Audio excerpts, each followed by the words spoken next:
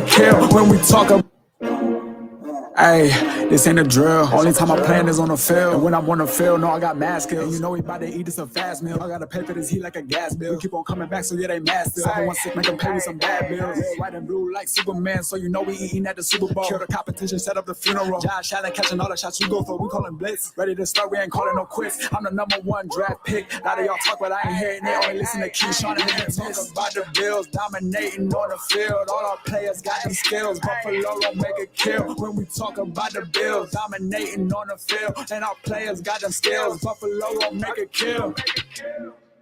What's going on? Welcome back to another live episode of the Podium podcast. Yes, we are the home of the all truth, no sodium takes.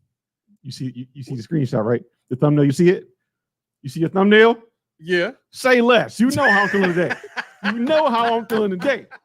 You had to be discreet though. You realize that when you were talking, I moved my 40 keys out of the way so that nobody would hear it in the microphone. Okay. But you know, I don't know how old I am. You know, old maybe having them keychain with the jang-a-lang-a-langs. Yeah. I ring-a-ling-a-lang, but them things jangling. Yep. Who's that? Is that none other than Producer Man? He's back for one day. Producer's back. Or two. I don't know. You know, whenever we can make it, we're happy to have him.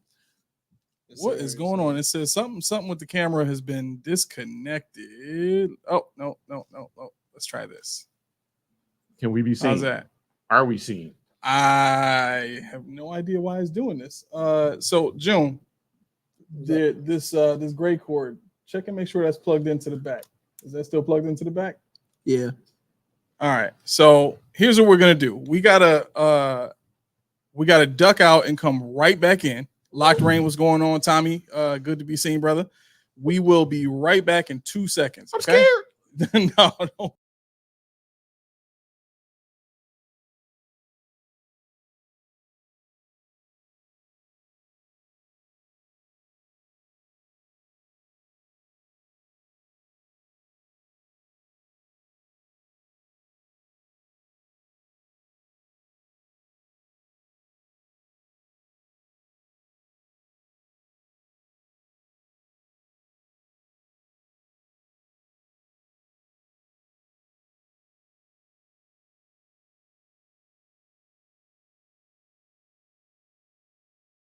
However you can.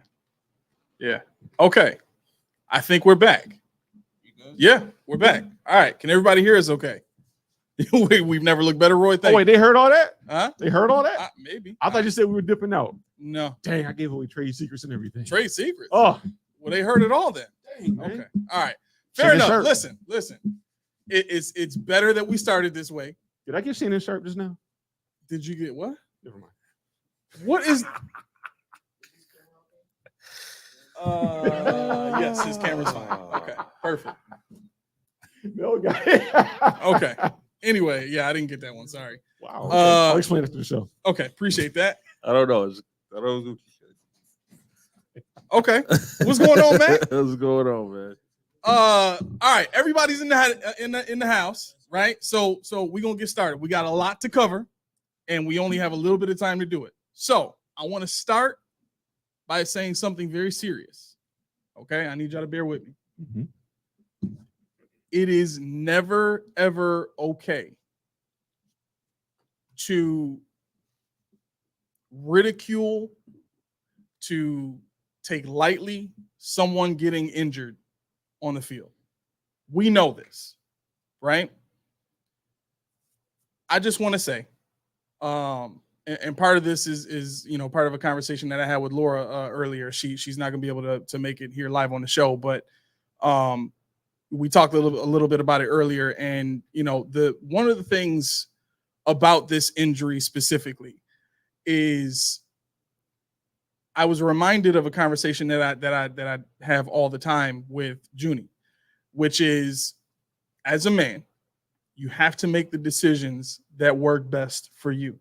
Because nobody else is going to live this life that you're living but you. And you have to be able to be happy with whatever happens after you make a decision, right? So as long as you are thinking about the decisions you make and you understand the outcome and you're prepared to deal with it as it comes, then it is what it is, right? So what I'm trying to get to is Tua is faced with a very serious situation right now where he has children and he's in the midst of. Are we working? I'm sorry, are we working? Huh? Are we on? Are we not on? It says live stream offline. No, we got people commenting. Locked Rain says she can see us and hear us. All right. As long as we got people on. Yeah. Okay. Yeah. Roy says people need to remember that a concussion is actually a brain injury. Nothing funny about that, period. No, absolutely. Absolutely. But I think what where Tua's at right now is he was kind of on the uptick. He just got his big deal.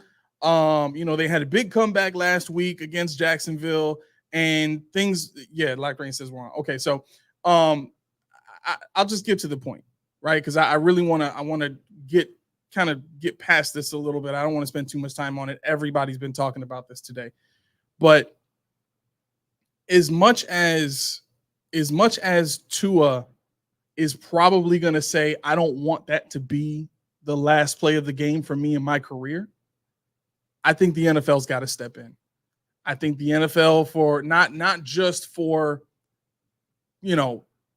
Tua's protection, but for the protection of football in general, because what has happened over the last 10, 15 years is we've seen a decrease in youth league football, right? We've seen a decrease in the number of children entering into full contact football, at the ages they usually start at, 5, 6, 7 years old is when they start playing peewee. So unless you want to see an even greater decrease and a whole nother wave of rise in flag football, you have to do what's ultimately right. And I understand the freedom of choice. I understand the freedom of he's got to be able to make his own decisions. And if he wants to play, let him play. But you cannot put that man back out there. It is the equivalent of allowing someone who just severed muscles in both their shoulders or something like that because they were swimming too hard and they almost drowned. And they did all the rehab and stuff like that. And the doctors told them, like, you can swim. I don't recommend you doing it.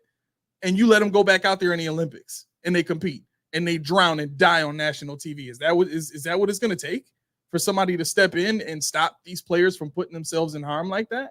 I mean, we've already got team doctors that do that on a regular basis. We've heard Steve Keim was talking about that on Colin Cowher's show today, how you have to tell some players you're too hurt. You can't do it, right? So while I do understand the freedom of choice, I do think this is one of those situations where you have to take that choice away from the player and do what's best for him. And I'll that's just my thoughts on it. I don't know if you guys have a thought on it, but no, nothing major. Okay. All right. So moving along. Let me continue on with that thought. Okay. It's a serious moment. All right. Yep. This week we lost two of our own,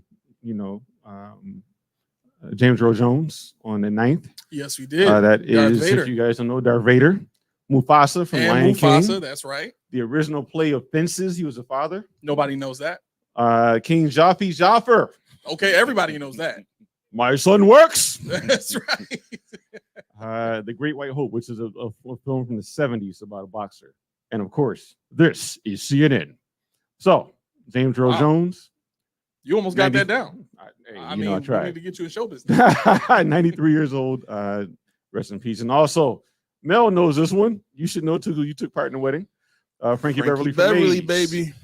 Died on the 10th at 77 years old from, I believe, throat cancer. He sang such hits. Well, was part of a group that sang such hits as Join Pain, Happy Feelings, We Are One, Golden Time of Day, and of course, Mel's favorite, Before I Let Go. So rest in peace to both those gentlemen. All right. Last one I have is actually tied to an interesting story by your own godson and your godson. T lost somebody close to her this week. And we knew what we thought it was coming. But she calls me last night, tells me, it's official. And so I'm like, okay, I was at work. And I get up this morning to take Ken to school. I can do every day. And he comes out, he's solemn. He's very melancholy. I'm like, you're right. I already knew. I didn't push the issue. He said, Dad, I got something to tell you. I said, what? He said, I'm sorry to tell you this, but we lost somebody today. I'm like, are you a newscaster? He's like, yeah, he's gone, Dad. He tried. He fought. But he's in heaven. And I'm like, thanks, Ken. Thank you. Wow. Yeah. I mean, this is how he is. He's like a reverse father-son conversation. Yeah, like he was breaking the news to me. Like, I'm like. Did he put his hand on your shoulder? Talk to you, Father. Right. We tried all we could. No, but so thoughts and prayers with T and that whole side of the family. Yeah.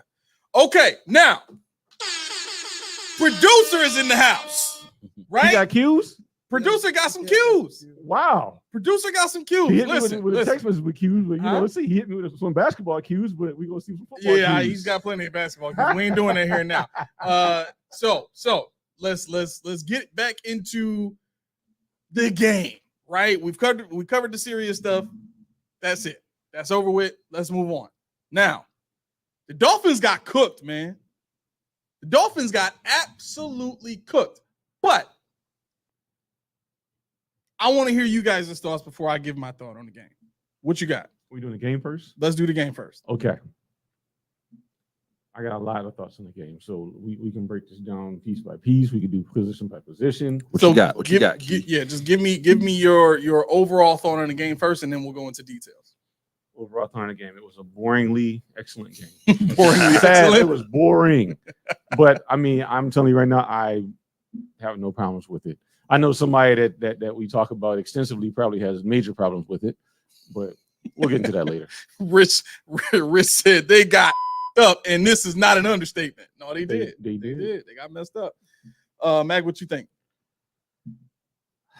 I'm with Key, man. Like, this is not helping my man Josh's MVP race. It's really not helping him at all. Well, the win does. The win does. The win gives him some nationwide credit. Yeah, but I will say this though. Ironically, our last episode we talked about how Josh Allen should he dom the name Superman, because in the first game it was all Josh. Yeah.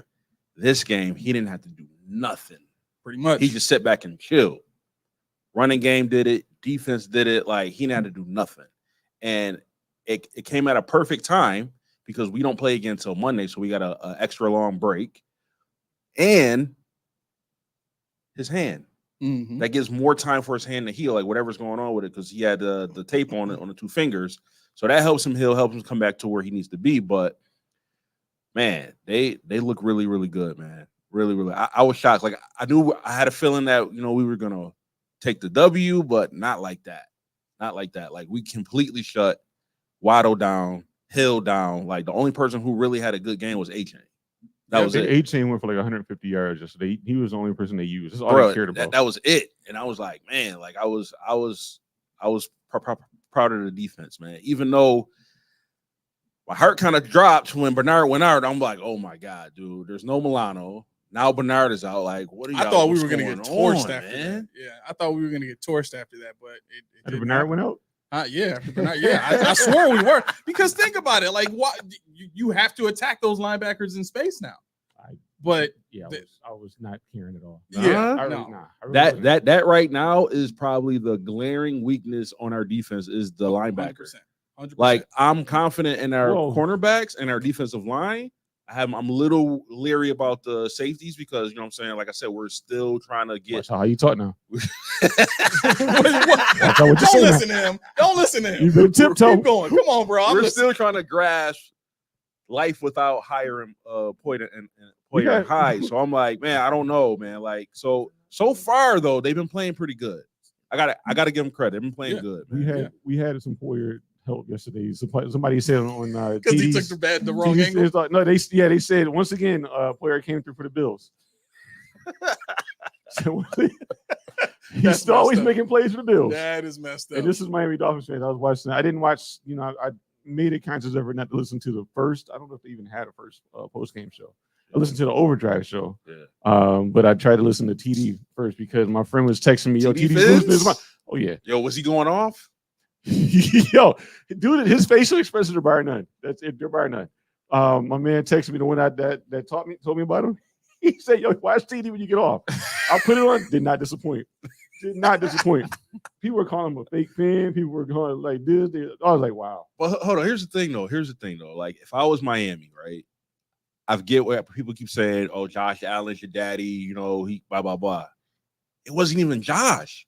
Like they got beat by the Bills, not Josh Allen. The Bills. Like, I don't know. The last time I've seen us take win like that, where Josh had to do nothing, was the Dallas game. Yep. This is the first game of the season where he didn't have to do nothing. Like, honestly, I hate to say it. I really hate to say it. Mr. Trubisky probably could have won that game.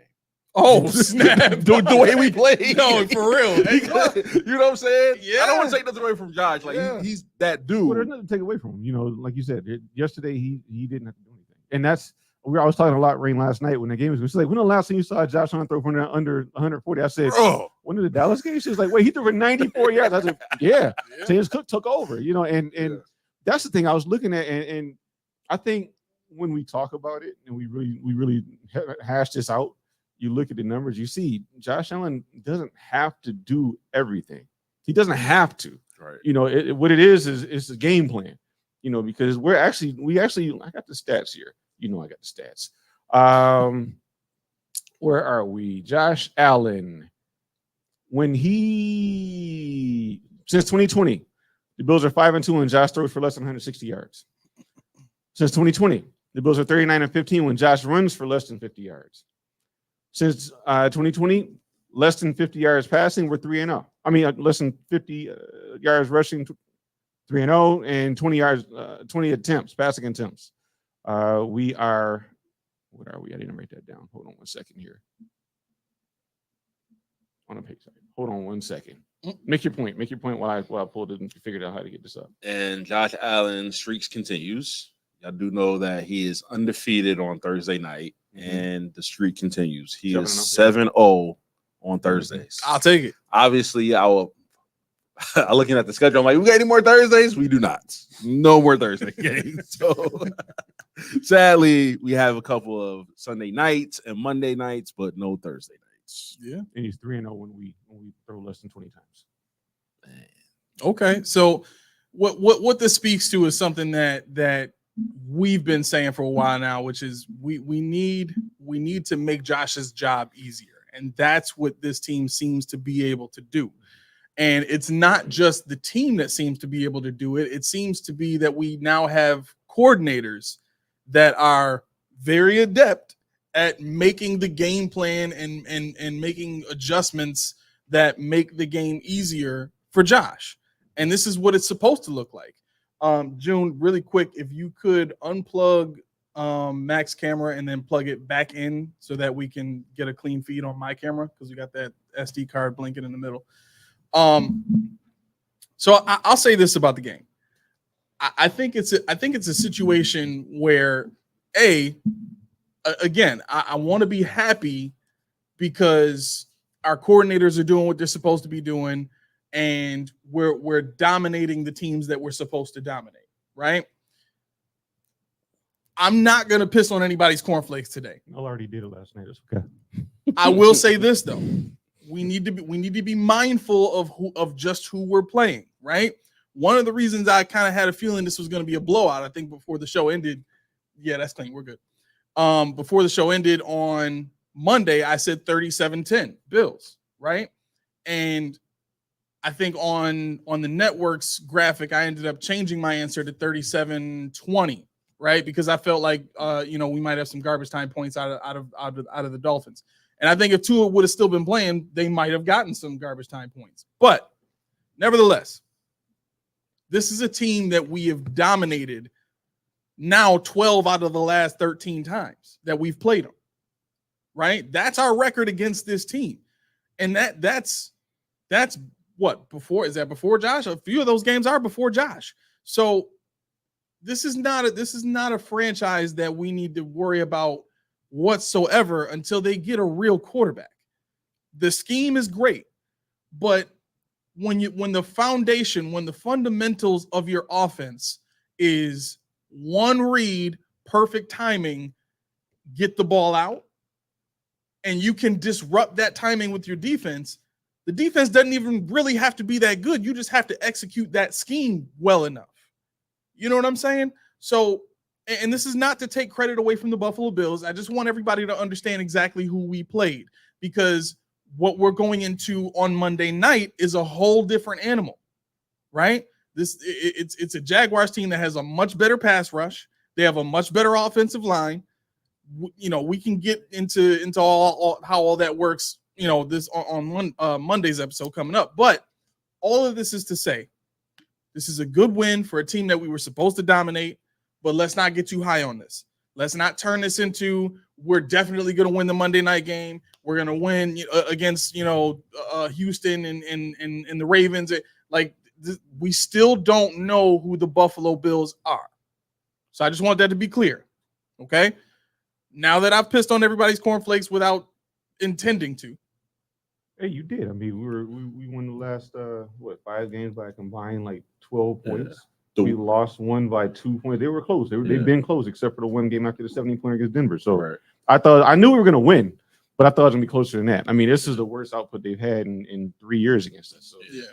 The one thing I will say about Tua, though, I think is more. To me, is the same. It goes with the way the Bills are against KC. Right? We look amazing with any other team except for that team. Miami Dolphins they're no different. If you look at Tua's record, he's undefeated in the division against the Jets, the Jets and the Patriots. He's never lost. Mm-hmm. So it's not that they just can't. Their coach cannot figure out how to beat McDermott's defense. Point blank. Period. That's what it boils down to. Again, I'm not saying Tua's a lead and he's all that. Mm-hmm. He's good, but yeah, I think it's more. So let me ask it's more because you even seen it. They can't.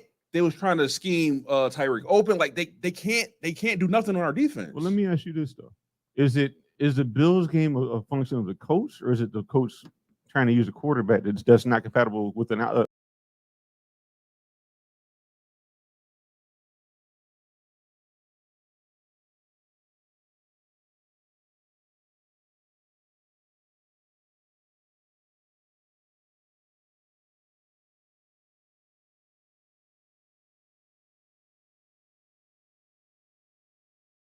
He had a quarterback like a Lamar Jackson, somebody that can deviate and make something happen with his feet. I think they have something there. But like Ace said earlier, I think the quarterback is a major cog. I think McDaniel's a smart dude. He sounds weird and out there, but I think he's a genius. He went on quirky cats. He good, but he just not good against McDermott. It's historically, it's like the team that we're playing Monday night, the Dolphins just beat them. They kept them scoreless in the second half. Mm-hmm. You know what I'm saying? The team that we just whooped on, the team that we got to play Monday, the Dolphins just beat. To me, it's like I said, it's not that Tua is bad, and I'm not saying he's amazing, but it's just McDaniel cannot beat McDermott. He just can't figure out how to beat the defense. Yeah, I think to a larger degree, it's team build. Right, they are the pinnacle of a finesse team, and what we're seeing now in the first 2 weeks with the Bills anyway, and I think in week 1 with a lot of teams is the run game is coming back. We talked about this last season about how everything in the NFL is cyclical, and once you start getting a league full of 220-pound linebackers, the only way to beat 220-pound linebackers is to run them over. You know what I'm saying? You're not going to beat them to the sideline, so you go through them. And that's why you start, you're going to start. Well, look at it like this. Friggin' Bijan Robinson, Breece Hall, who else? Estime is another bigger back. These are the guys that we're seeing come into the league. Jordan Mason for the 49ers. These bigger backs are starting to have a lot of success. Why? Because they're just as big, if not bigger, than these linebackers with the same amount of speed and can run right through these tackles. So this Dolphins team, when you play them physical the way that the Bills do, and you play them physical the way that the Chiefs have, the way that the Eagles have, the way that some of these other teams that know how to beat up on finesse teams do, this is the result you end up with. And I think it's for the Dolphins, they've been able to take advantage of playing in a bad division. You know what I'm saying? And if you look at the Jets build, their defense is not fast. The Patriots defense is not fast. The Bills have been the closest thing to any kind of speed. But I think what really gets to the Dolphins with what Sean does is he just does not give up the big play. And I was going to say it's the equivalent of how you play me in Madden. You don't give up anything big. You literally force me to work my way meticulously or matriculate the ball down the field and meticulously decide where I'm going to go with the ball. And it's got to be somewhere different on every play. Otherwise, you will figure me out in 2 plays and pick the ball off or something stupid. You got to jab in there, something dumb. Right. Something dumb that's going to make me mad. You know what I'm saying? But I think that's what Sean does to that offense. And when you're like, I'll put it like this. If Josh was the quarterback of the Dolphins, like he would love it because he's got an aggressive offensive minded head coach. That's where I'm going with it. And that's what I meant. What you're saying right now is I'm like, if he had a different quarterback in that offense, I think you see a different result. Like you're saying 100%. Right there.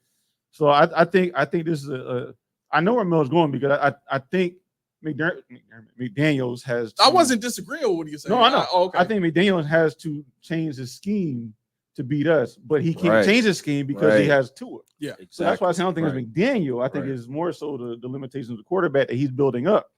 You know, when they meet us, there's something about the way we build our team that they just can't do with Tua. And that's why we saw Skylar Thompson almost beat us in the playoff game. See, everybody say that, but he didn't really have a good game. He didn't, but I'm saying as a team. That's as a team. Like that irks me when people say, "Oh, he almost beat us." He did not almost beat us, dude. Like his stats was terrible. All right, let me put it like this: the Dolphins almost beat us that game. That's what I'm going at. That's what I'm going at. Yeah. See, okay, let's backtrack. When we talk about the Bills, what irks me more than anything when people say Josh did this, right? Okay. So when I say Skylar Thompson, I'm referring to a game, not the actual person. If I say Skylar Thompson, I'm like, I can't tell you what game it was because I don't even know what year it was anymore. I'm getting old. But the point is, to be fair, we talk about how Easton Michael Stick gave us the business. I know. And you said three names every time to make it even worse. But yeah, I mean, you're right. I mean, we saw Skylar Thompson, but the thing was, it was like, are we gonna lose to this guy? We sat there and thought, are we gonna lose to this dude? Because we couldn't shake him. Yeah.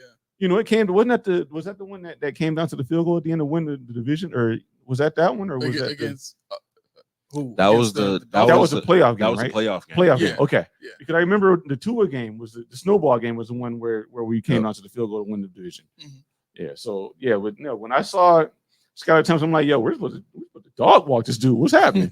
They're not going away. Yeah. And I think that's something that when you think about matchups, you think about scheming and think about getting ready to play a certain player and they don't show up, you're like, we got to change the way we think because he's not him. Right. We had a game plan here. Right. What do you guys think about the sustainability of this model, right? Because we talked about last week that model is not sustainable at all. You cannot ask Josh to do it every single game. But this particular game was very, very different in the sense that last week everybody got almost an equal share of targets and yardage, right? Offensively only, or offensively. Mm-hmm. Obviously Coleman had the most yards out of everybody, you know what I mean? But this week it was Cook, Shakir, and a little sprinkle of Kincaid, and that was it. You know what I'm saying? Yeah. We thought that Kincaid and Shakir would be the guys in the passing game to begin with, and then the teams that we can run on, Cook is going to take advantage. So how sustainable in your minds is this model? And not saying that it's going to rotate or it's going to be, specifically this, and then we're going to rotate right back to Josh doing everything. But is this the model that the Bills should try to go with going forward? Do we make Shakir and Kincaid and Cook the new superstars of the offense? I mean, yeah. I those are the top three. We talked about that, ad nauseum in the offseason, that we knew for a fact that those were going to be the motors, the engines that made it go. But I think the engine or the sustainability of what we saw yesterday, I don't know. I don't know exactly whether it'll work every week, because we really didn't. Obviously, we threw for 139 yards yesterday. We didn't have to do anything in the air. James Cook had 78 yards on 11 carries, one of which is 49 yards. So outside of that run, we got help a lot by defense. That's 3 interceptions, in which case, we're amazing in games we have 2 or more turnovers. So a lot of things yesterday were working in our favor. So I don't, like you said about who we played yesterday. Mm-hmm. I think a lot of that has to do with, once again, why the offense clicked, because they were aggressive, but they just didn't have what it took to beat us in that style of game yesterday. Okay, Mac, what you think? I think you're gonna see a different Bills team each week, man. Like one week it might be Josh put on the Superman cape. Other times it might be the defense. Other times it might be Cook, or it might be the receivers. Might be like, I don't know how I feel about it yet. I'm not completely like mad about it or excited about it, but it gives me an advantage to the defense, because if I don't show my hand, or like, this is what I rely on, how are you going to stop me? Like, what are you going to game plan for? Yeah, because I can hit you in different ways. I could let Josh do it, or I could let the supporting cast do it. So like, it's, to me, that's make it more difficult for the defense to defend against. But I think really it's going to be each week is we're going to see a different way of winning. Mm-hmm. Yeah. I think we are probably going to get to weeks 5 or 6 before we see teams start to defend us a little bit better, right? Some teams, get a hang of other teams around week 4. That's usually when it starts. You start to get a hang for what teams are doing. But I think you're right, Mac. I think this is a team that is going to be able to kind of, morph and adjust to doing whatever works, because now they have the I'll say the diversity of talent. They don't have elite talent obviously in any specific place, but having the diversity gives them the ability to kind of morph into whatever they need to be to take advantage of a matchup or something like that, which great, perfect. However, when teams start to adjust, let me ask you this, and I'll go to the defensive guy. You're trying to get a feel for what the Bills defense is doing, right? You've seen enough tape. Based on what you've seen so far, are you trying to adjust to the Bills scheme or the Bills players specifically? Because we've seen both in the last 2 weeks. With the Cardinals, they were trying to take away Kincaid, and they did a pretty good job. And as we showed on the video review that we did this past Wednesday, that play that Josh got sacked on, he wanted to go to Kincaid, but the Cardinals took him away. You know what I'm saying? But now you go into this game where it's other guys taking advantage. So how do you defend the Bills after seeing what we've done? For me as player, until somebody else steps up and proves it, that they can be, the bird, they can carry the burden of the team on their shoulders. Keon Coleman, Mac Hollins, James Cook. Let's face it. James Cook didn't even hit 100 yards yesterday. He had 95 yards total. Yeah. 3 touchdowns. So it's not like he had an out of this world game. He just had 3 touchdowns. Right. Nobody on the offense yesterday did anything worth really talking, and that's why I say it was boring. And I don't want Josh to listen to the show, because if he hears that, he's gonna have to do stuff. But no, I think until somebody pops, Kincaid even, Shakir even, because he had 4 catches? Was it 5 catches yesterday? Shakir, yeah, he had 4. He had 5 for 54. 5 for 54. So he had 5 for 54. That in itself is not going to scare me. Kincaid went 4 catches yesterday. 4 for 33. 4 for 33. That's not going to scare me. Nothing that they did yesterday on offense scares me. So I'm going to say, you know what? This is a name. This is the guy that we're going to. If we can take these 2 guys away, let's make Coleman beat us. Let's make Mac Hollins beat us. Let's make MVS beat us. Let's make James Cook do this again, because until they do on a consistent basis. And that's what, a 14 who has no name anymore. That's what that brought. They knew if we game plan Kincaid, that's where they're going to go, and he's going to kill us. There's no other team that has that name yet. There's no other team that has that fear level yet. And I can double down. When I looked at that TD chat, somebody said, "Well, at least we know Keon Coleman's still garbage." How? Yeah, but that's my point. Who said that about 14? Nobody. Who said it about even? When 14 came, he was already established in the league. But my point is, there's no name. When you say Keon Coleman, you're going off of what do you have last week? 4 catches. So he has 4 catches in his career. Like, he really didn't do anything dangerous. He didn't outrun anybody. He didn't. You can take away that sideline if you want. You can be aggressive if you want. But until somebody goes 8 for 160 or something like that, 2 touchdowns, and gives you the peace sign, gives you the middle finger, whatever you want to do, hey, let's wait for him to do it. Right. And that's what I mean when I say we got to defend the players until they tell us we got to defend the scheme. 100%. I think that's what they're doing, and it ain't working for them. Case in point, who did the Cardinals shut down? Dalton Kincaid. Who killed them? I won't say killed him, but who got off? Keon Coleman. Yep. The Dolphins. Okay, we're gonna stop Keon Coleman. Well, I wouldn't say he got off. I'm just saying. So yesterday, so the Dolphins, they was focusing on Keon Coleman, right? Who got off? Shakir, Dalton Kincaid. So you playing that theory? Oh, I'll stop him. He's gonna kill you. I stop him. He's gonna kill you. It's not gonna work. But they didn't kill you. That's my point. They didn't kill you. Well, so in theory, you say, like I said, you said kill, but they got enough. They got what they needed to get on you, and they scored on you. Okay. So that's why I said define kill, because I think that's right. If you go back to the Arizona game, that was Kyler Murray's blunder. Had he hit Harrison, the game might have been different. I know you hate Harrison, but for the sake of, he was wide open. Had he hit him, that kill is when you demand. When I got a game plan, Keon Coleman going for what'd you say 4 for 20 or whatever. He had 50 yards. It's fine. It's fine. It wasn't even they weren't all chain movers either. Right. Kincaid wasn't all chain movers. There's nothing that they did. You can volume somebody all day long, but if they're not putting points on the board, if they're not moving the chains, if they're not keeping you off the field, until they do that, I'm not as worried about them.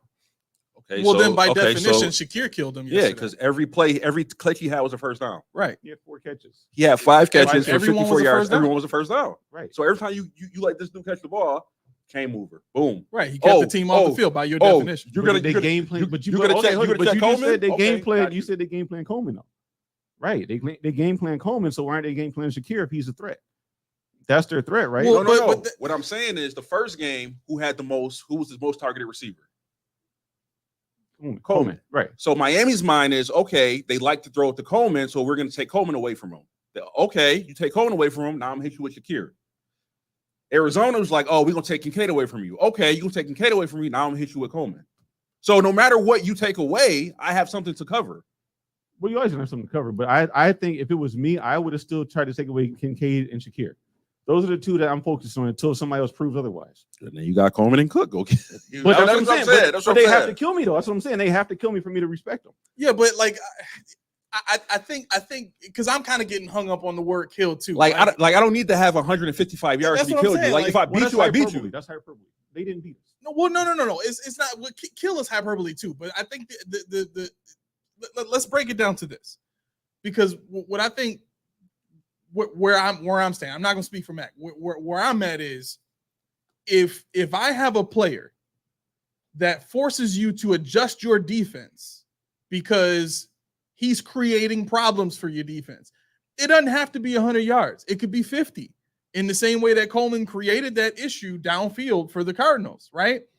That they needed that completion in order to keep the defense of the Cardinals playing honest. Well, I guess that's the difference, because I didn't think of it in that regard. I don't see that his game plan in week 1 the same way you just described. I think that's the difference. When you're talking about Keon Coleman in week 1, yeah, 1 catch comes to mind, the big boy. Yeah. But in my world, how can I put this? In my world, even when I'm not going to say 14. Even when Jetta Okay. has 1 for 7 in week 2. Week 3, and Addison goes off in week 2. They're still going for Jetta because they're like, yo, Jetta's on the field somewhere. Where is he? That's what I mean by it might be a philosophical thing, emotional thing, mental thing, whatever. It's just for me, there's nobody on the field that they're like, oh, that's the elite guy that's going to tear us to shreds if we don't take him apart. And that's what I'm talking. I don't think anybody on our offense has that kind of respect yet. Yeah, but so I think good. So really quick, and I think it's the difference. So the difference now is instead of being able to focus in on one player, all of our receivers become the one player, right? And so it's like I can't think of an analogy that people can understand. So it's okay. Let me ask you this: what scheme are you taking away? What's the scheme that you guys are taking away? What do you mean? You're not going player; you're going with scheme. You're saying you would play if you're as a defensive coach or defensive where you would take away the scheme, right? That's where you're going with this. Well, go ahead. If it was me, like you know, I'm an offensive guy, but the way I look at offense is what can I do to beat you, right? So if I'm on the flip side, I'm gonna take away the short stuff, right? Because Josh has struggled going down the field. The most times he either overthrows or something happens. So I'm going to take away the short stuff, make you beat me deep. Yep. Because like everybody said, who's the guy who's going to kill him deep? Who's going to take the top off the defense? They ain't got nobody. It's MVS. So if I shut down the small of the field and make you beat me deep, how you going to beat me now? You're going to love this. I think I respect Josh Allen too much to say that. Really?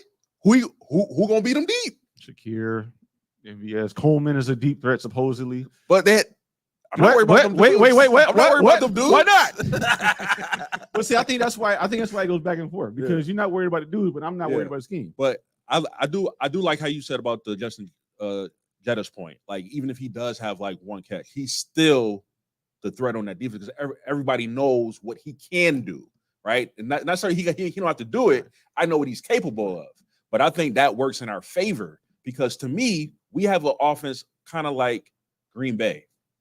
Which of those receivers are going to kill you? Right. All 3 of them could kill you. Right. But none of them are like hitmen. You know what I'm saying? Like Justin Jefferson's a hitman. Amon-Ra St. Brown, hitman. CeeDee Lamb, like about these dudes. They have a reputation. I think that's. But those 3 receivers on any 3 of those receivers could kill you that day. One day it could be Wicks. One day it could be Dobbs. One day it could be Reed. And I think one of the things that I never really thought about until now is Josh is Brett Favre reincarnated, right? He's good. He's a gunslinger. He's gonna throw that ball all over the yard, right? But I didn't think about this part. When you have guys like because Emmanuel Sanders was talking about this earlier today too. When you have guys like Sanders and Diggs on the field that want the ball, Josh wants to get them the ball. Right. So his gunslinger mentality is, yeah, I know I got Kincaid open here. I know I got Knox open, or I know I can throw this little swing route to the running back. But man, I want to hit Diggs because I want that high five after the game. I want that tud. I want that, you know what I'm saying? I want that jump up in the air. I want that. And that's Josh's mindset. But we've seen that can't work for Josh.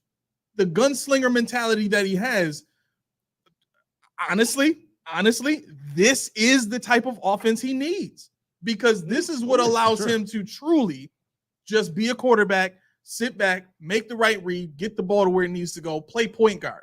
And then when the team needs, then you go and put your cape on and be Superman. But you know what's funny about that? Mel asked last week, will we take a Lamar game? I watched the game yesterday, and I said, this is a Lamar game. Because you look at, for once, it's like, he ran for 2 yards. He slid, right? I don't care about the hand. He had his eyes downfield. He threw the little dumpies. He threw it away. He tried to get the ball, and the thing was, he wasn't like, I'm taking off. And God, I saw something today, and this is people don't realize how my mind works. The more you hype somebody up, the less I like them. Right. I saw, I don't know if it was an Instagram or what, but it came across on my phone as notifications. Josh can literally hurdle everything when he jumped over the bench. I'm like, why are we doing this? Why are we doing this? He can jump over everything. Oh my God. You know why? Because it's a whole movie that says white men can't jump. That's why. So maybe, now they got one that can. They put him all over the board. Maybe Josh needs to do ancestry. Did you see the graphic they got lined up? No. Don't want to see They it. got a shrine. They got a shrine. They basically took everybody that Josh jumped over and they stacked them up. Oh my God. Would you stop with this? For real. So pole of jumping? So so they got all these guys layered up. Boom, boom, boom, boom. And they got Josh at the top leaping over all of them. That's hilarious. All the suspects that he jumped over, they're all listed down there. You know the worst part about this is? This isn't new. No, and guess what they did? What? They added the bench to the top. They added the bench. The Dolphins bench. That's amazing. That's really good. That's really good. That's hot garbage. No, that's good. I mean, the bench on top of that graphic is kind of creative. It's kind of BS though. Like I know Keyshawn, but it's kind of creative. They're gonna be like, yo, look at Josh tie his shoes. He goes reverse. Oh man, he's masterful. But but hey, to your point, you made a good point. But I hate to say this because it's gonna. It's okay. It's gonna. No, it's not okay. Don't give him more. Aaron's gonna be like, yeah. It's already. He can bleep us anytime he wants. Don't give him more. Oh, I really like the way he broke that down because I think I have to agree with him. Like Josh is a gunslinger. Like he has multiple rounds, right? He's bring to let loose. But when you tell him, hey, you got to throw it to this guy or this guy, now he's forcing to let loose on this guy. Oh yeah, now you can agree with that because me and him are on the same page with that. You can go over here. I can go over here. Oh, I can go anywhere. No, it ain't that. Here's the thing, though. I can. Here's the thing. You need to just listen. I think. I hate to say it. Say it. I don't want to say it. I don't want to. Come on, say it. Come on. Silence on the set. I think. Oh, that's why they wanted to get rid of Diggs. Oh, so that they can pass the ball to everybody. But and not complain about not getting the ball. But check this out. Check this out. See, I gotta go heavy on it. He saw the stats. I ran this because I was curious. Oh boy, here we go. Everybody was talking about how now that Diggs is going, we can spread the ball out. You got the ball to 9 different people. Did you know? Let me just pull this up, because you liked it, so you verified it. You verified it. So did you know that? Where do I have it? Josh Allen targeted 9 receivers more than 24 times in his 75 games. He targeted 7 players, 70 out of 75 games. So this is not a black hole thing that happened with 14. These are misconceptions that 14 caused all these interceptions. They forced it. It was Gabe Davis. No. Wait. You can okay. Hold on. So he got to get it too now, bro. He got to get it too now. You can't use his targets as the foundation of your point. Why not? Because my we very don't. Point is his targets. What are you talking about? My very point is I'm targeting people. What are you talking about? Yeah, but him targeting people doesn't dispute the point about him throwing interceptions when targeting Diggs. That was a different point. That was a whole different point. I'll just bring that up. These are different narratives. The that whole people thing you started to Diggs. say was that, like, the foundation of your point was to support how Diggs being targeted wasn't the problem, right? No. My point was everybody says after week 1, moving the goalposts. No. After week 1, what did everybody say? Okay. Wow, he spread the ball to everybody. Am I right or wrong? Oh yeah, right or wrong? So he's saying that he spread the ball to everybody. He has spread the ball multiple times to more different people. Okay. So this is not new. Yeah. He has done this multiple times in his career. This is not a ding dong which is dead moment. What's different about this team versus all those other teams with all those same targets? That you don't have an elite weapon? No. Well, that too. That what too. Else? But the floor of this entire offensive skill set, skill player set, is better. Right. It's higher. We know that. Right. Well, right. But that's the difference, because before it was Diggs and who else? You ain't throwing a Knox, right? Yeah, I mean, he wasn't targeted all like that. He was blocking most of the time. Who else are you throwing to? Gabe Davis can't get open. So he can target whoever he wanted to target back then. I think it matters more now, and it's okay to kind of bring that out now, because we finally have an offense with more than one weapon. We haven't had that. Would it change your mind since Diggs and Beasley? If I told you that the receptions before were pretty much mirroring the numbers I just gave you. Before Diggs? With Diggs. Oh, with Diggs. With Diggs. With The Diggs numbers were- and Beasley, or Just no, Josh since Diggs came. So 2020 until last year. so that whole time the That whole receptions time. have been the same. The whole time. How, He's been targeting the gamut. The whole time it has not been one person, two people. The whole time has been mostly. He only had 3 games where it went less than 5 people. okay. 3 games. So let me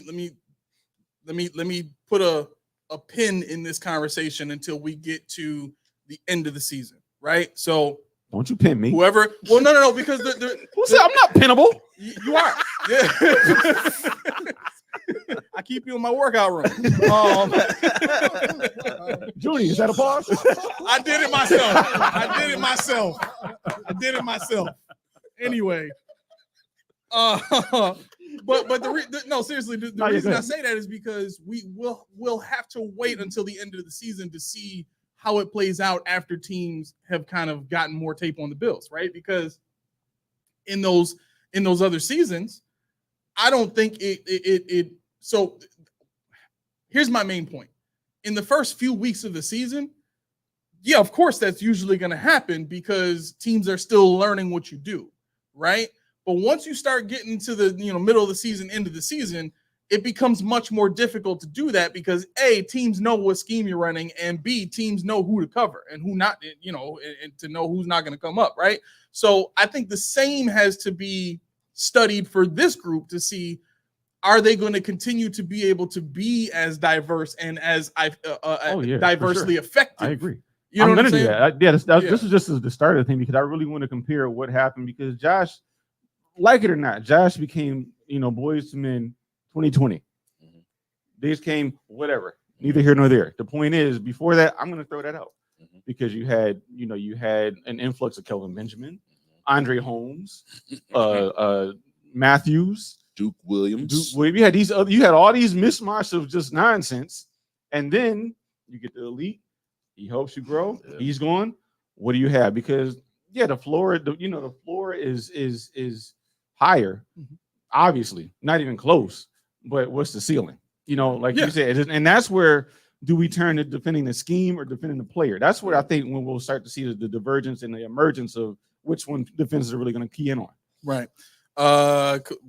Lindsay. Okay, yeah, this is the one I wanted to get to. I'm sorry if I haven't kept up with the comments. I promise I'll do better because there's a bunch. I like comments. So I want to read Lindsay's and then I'll get back to Kevin's in a second.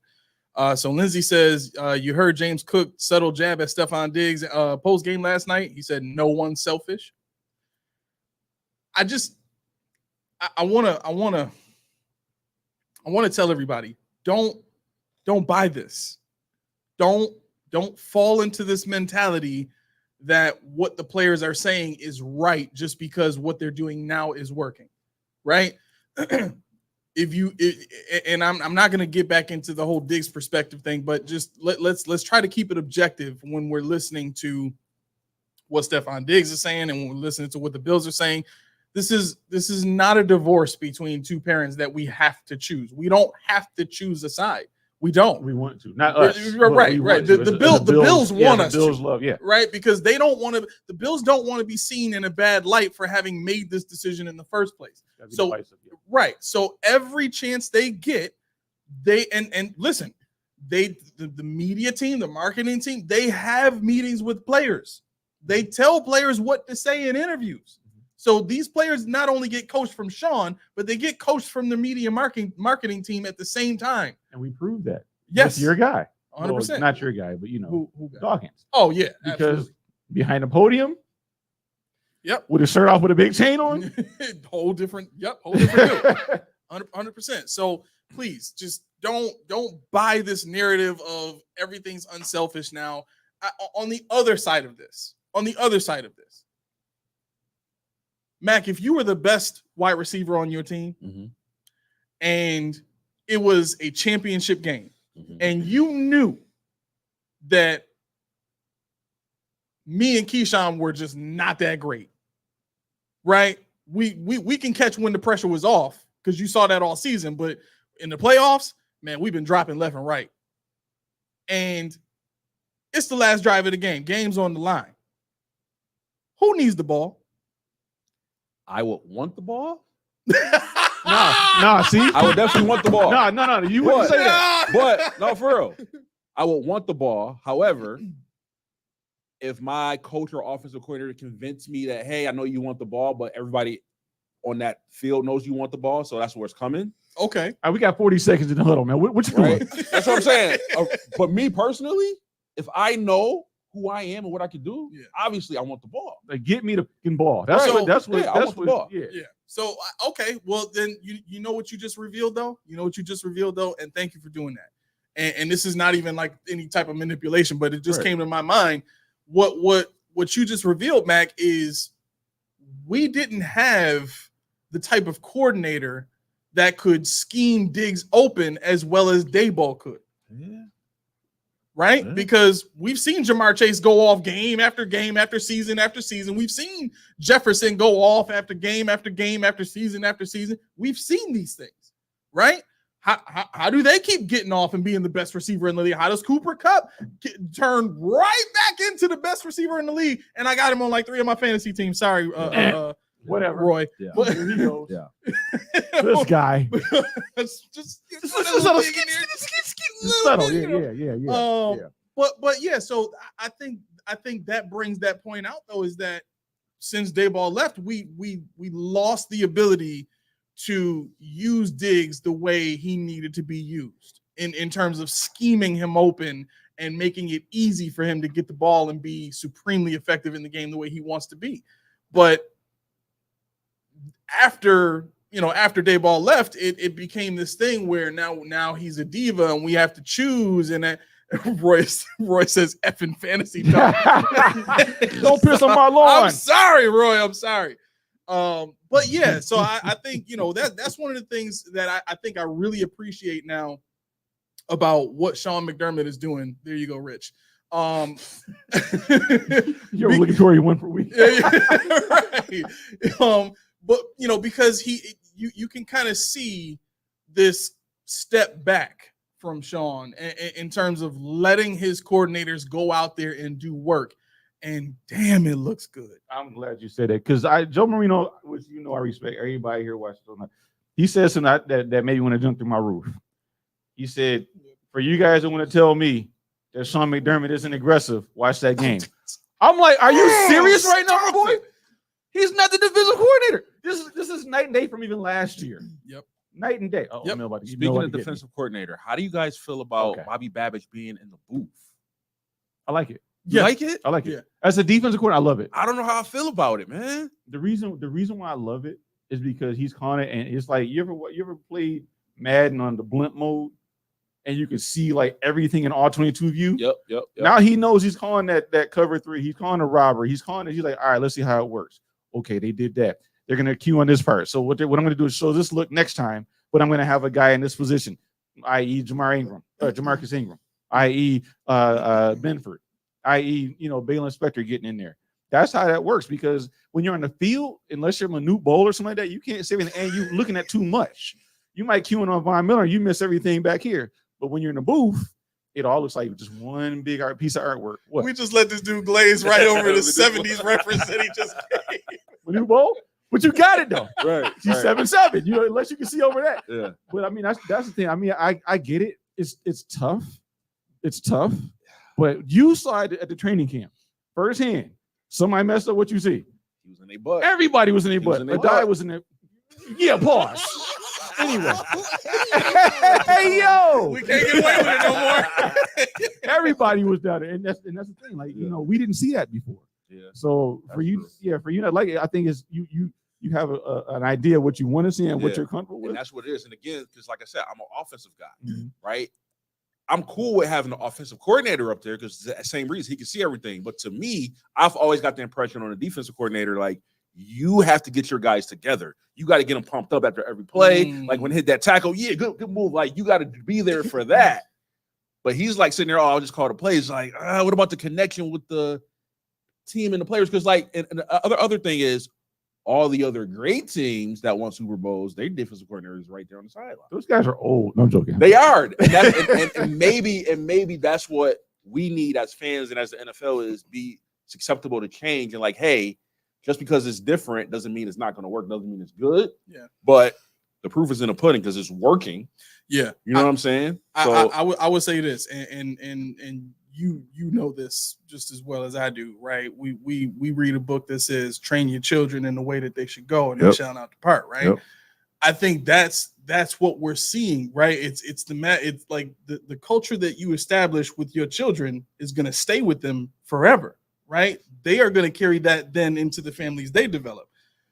So when you're able to do that with a football team, and you're as magnetic a character as Babbage is, I think that makes it easy for him to kind of step back. Like, I've already established the culture. The player's gonna carry it on. I know my kids and they know me, so Exactly. they know how to act. That's what I think. Daddy's in the booth. Yeah, that's what I think it is. I think it's a direct representation of what we wanted from McDermott, because Babbage has complete supreme control, confidence in his linebacker coach, D-line coach, and defensive back coach, and I think that shows that he's like, I'm not down there, but my guys are an extension of me, so I'm fine. You know, I trust them. Yeah. Steve says the game is a cautionary tale. Miami fans hyped Tua as a franchise QB. Fans went along because they feared getting worse, so they held on to average. Now they feel silly, cheated, and stuck. Hashtag McDermott. No, Okay. I mean, one of the things that I don't want to see happen, because in the drought years, we've seen this a lot, is the 5-1 starts, the 5-0 starts. Like, we've seen what that looks like, and we've seen that turn into dust by the time teams catch on to what we're doing. Mm-hmm. I don't want to see that happen. I don't think it'll happen to the degree that it did back during the drought, because we've got Josh freaking Allen. But man, that's one of the things that makes me really, really hold on to the hope of what these coordinators have shown, because the in-game adjustments have been something huge for Buffalo. Think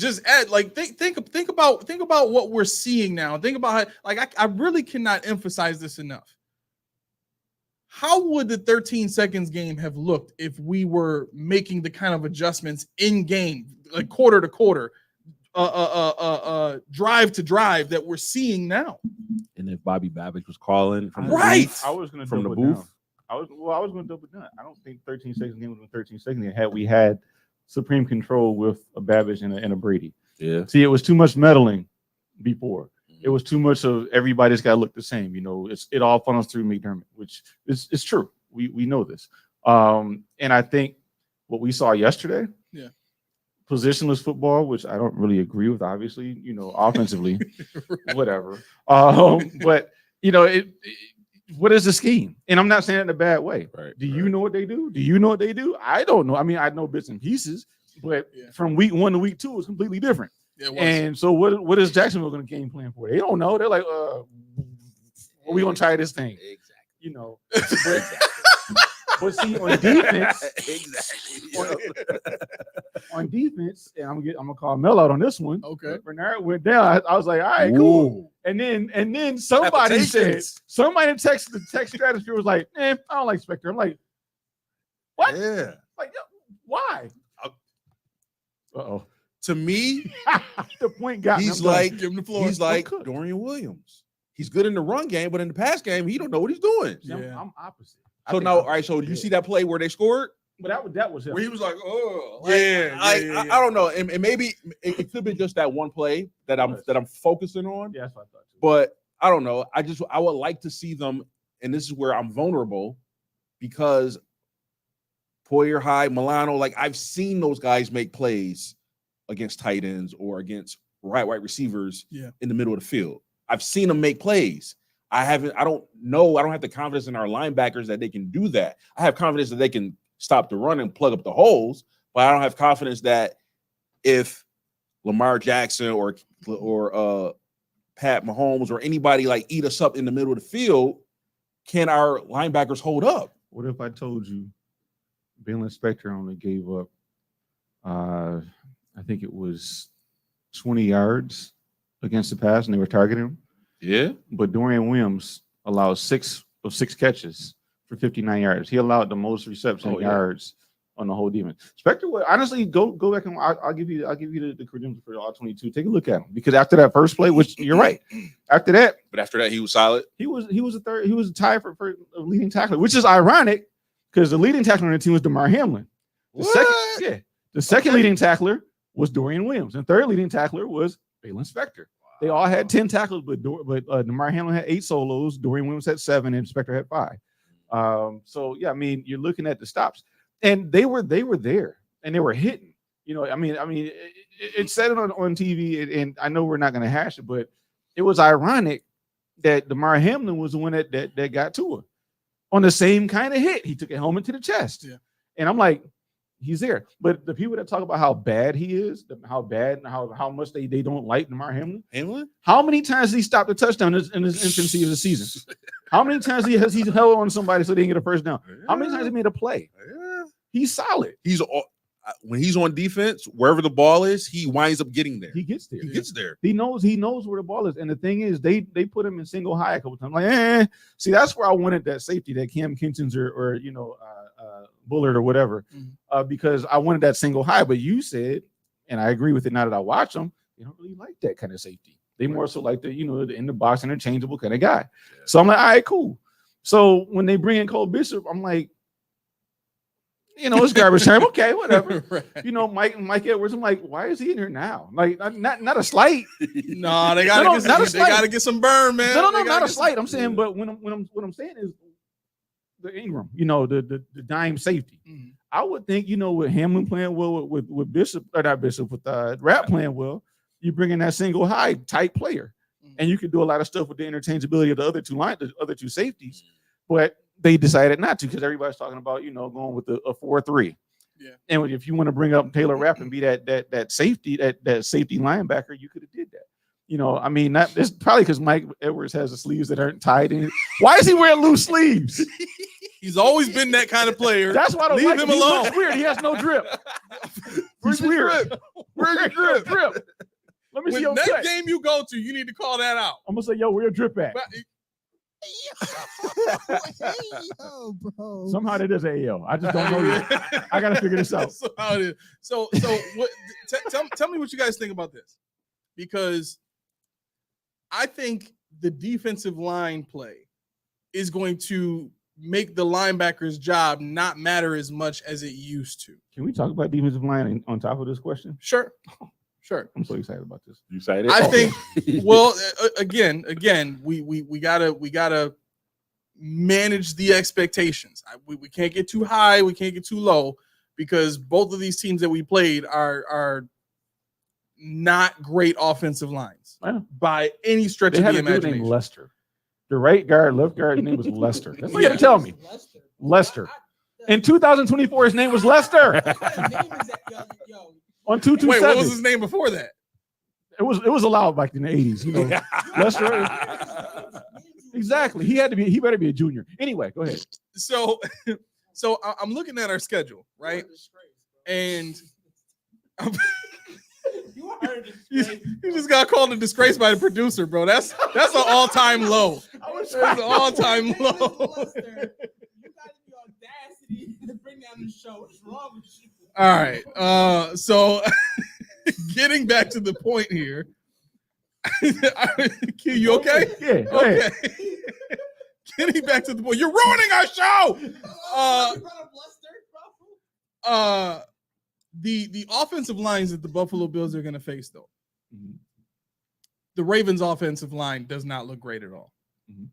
Jaguars' offensive line is not great. I think when we played them last year, we just couldn't get pressure because we didn't have the horsepower, right? Texans' offensive line is good. Jets' offensive line is terrible. Titans' offensive line is not great. Seahawks' offensive line, I have to check them out. I don't know for sure. Colts still have a good offensive line. 49ers, we got to worry about. Chiefs, we got to worry about. Rams, their entire offensive line is injured right now. Lions have a good one. So we're talking about 1, 2, 3, 4. So if the Seahawks do have a good offensive line, we're talking about 6 teams that we really have to worry about whether or not this defensive line can get pressure. All the other teams we're talking about, Titans, Jets, Dolphins again, Patriots, like even the Rams, like we're going to be able to get pressure. We're going to be able to affect the quarterback without the linebackers having to cover very long, because that's the other part of this too, is the secondary has gotten a lot of interceptions, but that's been based off what? Pressure from the defensive line. Like, I felt bad for Tua, but he was trying to throw that ball away and it just didn't make it. That's what happens when you got a guy in your face all day long, right? So I'm sorry. I just want to ask, does this defensive line play, what we've seen the last 2 weeks, does that change your mind on some of the games that you thought we might lose now? For me, it's no, because I already highlighted the hardest part of our schedule is a 5-game stretch. Colts, Chiefs, 49ers, Rams, Lions. That is the heart of our schedule. If we can survive that gauntlet, then I think that'll tell you a lot of what the Bills are and what we're going to be in the playoffs. What did you originally have as our record through that bout? I had us losing to the Chiefs because, my theory with the playoffs. Okay. I had us losing to San Francisco. Okay. I had us beating the Rams, beating the Jets, and beating the Colts. You mean the Lions? Sorry, Lions. Okay. So 3-2 through that stretch. Yep. So if we come out 4-1 or even better, but what I'm saying is those games are going to basically, because to me, those are great teams. Yeah. So you're playing great teams, not average teams, not teams that are trying to sneak in the playoffs. You're playing probably the top of the teams, right? So after you come out of that, then we'll see what we look like and what we are. But as far as the defensive line goes right now, they look pretty good right now. Like I'll even say like from side to side, like even Oliver, man, like they all look good and they're getting in there. And I don't know if it's because at first I hated the rotation idea. I hate that. It just doesn't sound right. Like to me, it's not enough time for guys to get comfortable getting a rotation, but it's working because even Casey Toohill was getting pressure on them boys. Yeah. Like I want to say, they said what Vaughn had.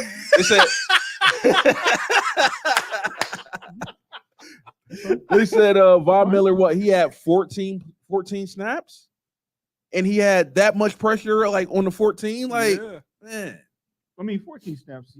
What was that? I'm trying to pull up while we're going. Was it 14 snaps or did he have like 14 pressures? No, it wouldn't be pressure. That's too many. But you're looking at the reason why I say I want to talk about the Bills D line is not because they looked great yesterday. It's because they look great against Tua. He's got the quickest release in the league. It's predetermined. You know what that means? That means you're not touching him. Right. So you got to be quick. You got to be quick. Yeah. Did you see the spin move Von Miller had on him?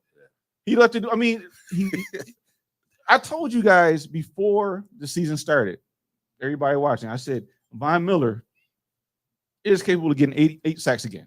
Yep. I said he's not washed. Everybody, are you sure? He's not washed. I know what a knee does to somebody. And I know what it takes to come back. I don't know what it takes to come back on that level, but I know on the level I was on, I couldn't do it. I hobble around my job because I'm screwed up. So when you're talking about a guy that said, and I don't know if you guys saw on IG what he put. He said they try to take my confidence, but I'm too cocky. I thought that was funny that he said cocky though, because he's a poultry studies major at Texas A&M. Yep. So cocky poultry. I thought it was a pun. Regardless, you Malcolm X and Nas's lyrics or something like that. Like, what are we talking about right now? You reading Tupac's lyrics out now? But no, I think when you look at, I'm like I said before, Rousseau had 3 sacks week 1. I still hold true. Maybe he'll have 10 sacks. He's still not a double-digit sack guy. No, he's not. What? He might get it. Oh, I see. He might get it, but that's not him every year. Don't expect him to do it every year. Ed Oliver, people say Ed Oliver is not elite. Kick rocks. Yeah, Ed Oliver's elite. I think he reached that level last year. Yeah. Ed Oliver's elite. Yeah. Now, when you talk about it, you talking about scheme. Arizona, what'd they do? 91 and 92. Nah, we're gonna go over there. We're gonna go over there. We're not going. Because they said it. They said we did not. They said we had this game plan and funnel the running backs to come back counter to the middle because they were running away from the interior. That's why Ed Oliver and Daquan Jones did nothing. Not because they suck. They ain't want to. They ain't want wanna to smoke. They want to test. They didn't want to smoke. Right. And the thing about defense is a defensive line swing like we saw yesterday. What does that open up for you? It opens up middle linebacker blitzes. That opens up cornerback blitzes. That opens up stunts, twist. Opens up so many things that McDermott didn't do, Mr. Aggressive. Right. That now we can tap into with a line that people are like, yo, who's coming? I don't know. I don't know if you watched the Prime Vision. Well, did you watch the Prime Vision playback where they showed the blitz, who we thought was going to blitz in this and third? Yes. They weren't right all the time. Why? No. Because the Bills showed things that they wanted you to see. And then they would have like this guy acting like he's about to blitz with somebody else. Then Cam Lewis will come. Yep. Or Jamarcus Davis. Somebody will come. So it's not about I'm not trying to say the defensive line is going to play in a clip like we did at Arizona or against Arizona. I'm not going to say we're going to do what we did last night. Mm-hmm. But what I'm saying is the defensive line is going to be a catalyst for this defense. And like you asked, the linebacking play they're going to eat from this because what does Dorian Williams do if nothing else? He stops the run, he hits, and he blitzes. Yep. Guess what? You double team Daquan Jones, double team Ed Oliver. Oh, he sucks. But guess what? Somebody hitting somebody. Right. And you're going to hear them pads sing. Right. We heard it last night. Them pads were singing. Yeah, 100%. Steve says there were a lot of hidden flaws. They got swept by the wind. Wide receivers did not separate. Kicker missed a field goal bad. Though defense played good, it's decimated, and we are so vulnerable to a good run game. I agree with that. I think, obviously I'm always trying to take the objective route and just kind of, not get too swept away by, emotion on my takes. But one of the other things that I think your point brings out too, Key, is how does it look? What are the optics of not doing anything to reestablish the type of or the level of defensive line play that we see now last year or the year before? Like, why did we have to wait for Von Miller to come back for this to look as good as it does? We basically went 2 years without a good defensive line until Von Miller was able to come in and open things up for everybody else. And now we see what it looks like. This is what we saw Von's first year. We saw a defensive line that could get pressure, that could create turnovers for the secondary and linebackers and all. You know what I mean? This is what the defense is supposed to look like for the last 4 years, right? But what does that say about the front office when you don't do anything else to try and get this for the last 2 years? And the thing, and that's where I go with it. I always scream about defensive ends they draft. They love Epinesa. They love Rousseau. They love Kingsley Jonathan, Cam Klein. They love these guys, but none of them make the field. Epinesa makes the field, but not in a role that he should be making the field. And if you think he's going to be a pass rusher, which I don't agree with, but the thing is, they go out and buy it. You can't draft somebody. You can't hone somebody. Can't bring them up. Right. They don't want to do that. They want to go ahead and get somebody that's pre-established, and that's why we're in the cap that we're in. It looks great now, but let Vine go down again. What's going to happen? Exactly. We're going to go right back to where we were. Yep. And that's so. What Steve Lynn was talking about was the linchpin to this whole entire season. Literally, is Von Miller. Mm-hmm. If you think about where the defense is right now, with all the injuries and everything, that like it looks fine because we're getting pressure. You could have the worst secondary in the world. Teams have done this, but if you got a great pass rush, it don't matter. Pittsburgh. Yep, that's it. Pittsburgh. Well, all right. So let me say this though. When you say the linchpin is Von Miller, is it his play on the field, or is it just his presence being on the team, or is it a little bit of both? I think it's both. Yeah, because I think me personally, I think he upgrades the entire defensive line, even when he's not out there. Yep. Absolutely, because of his mentality, his presence, like what he brings to the locker room. Yeah, and I kind of agree with you, Key. Like, I hate that we have to buy that. We can't groom that. But hopefully, maybe they'll start to turn around with Javon Solomon and some of the guys that we that's got. the point. Maybe those guys will grab on and it'll affect them and they'll start to do that. But I don't want them to have to buy that to make their defense liable. And see, that's why when people say, Von, what a waste, I'm like, no, it wasn't. Yeah. Because you finally drafted somebody he can work with. Because he said when he came, I'm old now. When I was younger, I wasn't giving you my secrets. But now it's my job to teach on, my craft. Right. That, as soon as you get a guy like that, you give him that kind of money, he's your coach. Yeah. He gets on the field. But he's a guy that you got to, who's the incumbent? Who's next? Right. I hope when he retires that he thinks about coaching and staying on and getting on the Bill staff. That would be dope. No. He ain't gonna do it. Why? No. What? Because he wants to be a GM, and every time he says something gonna happen, it don't happen. I'm good. No, if he's the GM, he can make. Hold up. First of all, if he was our GM, we would have had Hopkins, we would have had OBJ, we would have had all them boys. If he was the GM, we were butt naked out here. Nothing. We'll play for food. Right. We'll play for food. Yo, where the money go? That's fine. Yeah. Fair enough. Let me ask this though. I got a point. One point with the defense. All right. The way it's built and the way we're looking at it. What team? Because people say, "Oh, well, it was Miami and it was Arizona." What team would prove to people if we beat that? Okay, these guys is for real. Like, what team should play the Bills to test how good the defense is?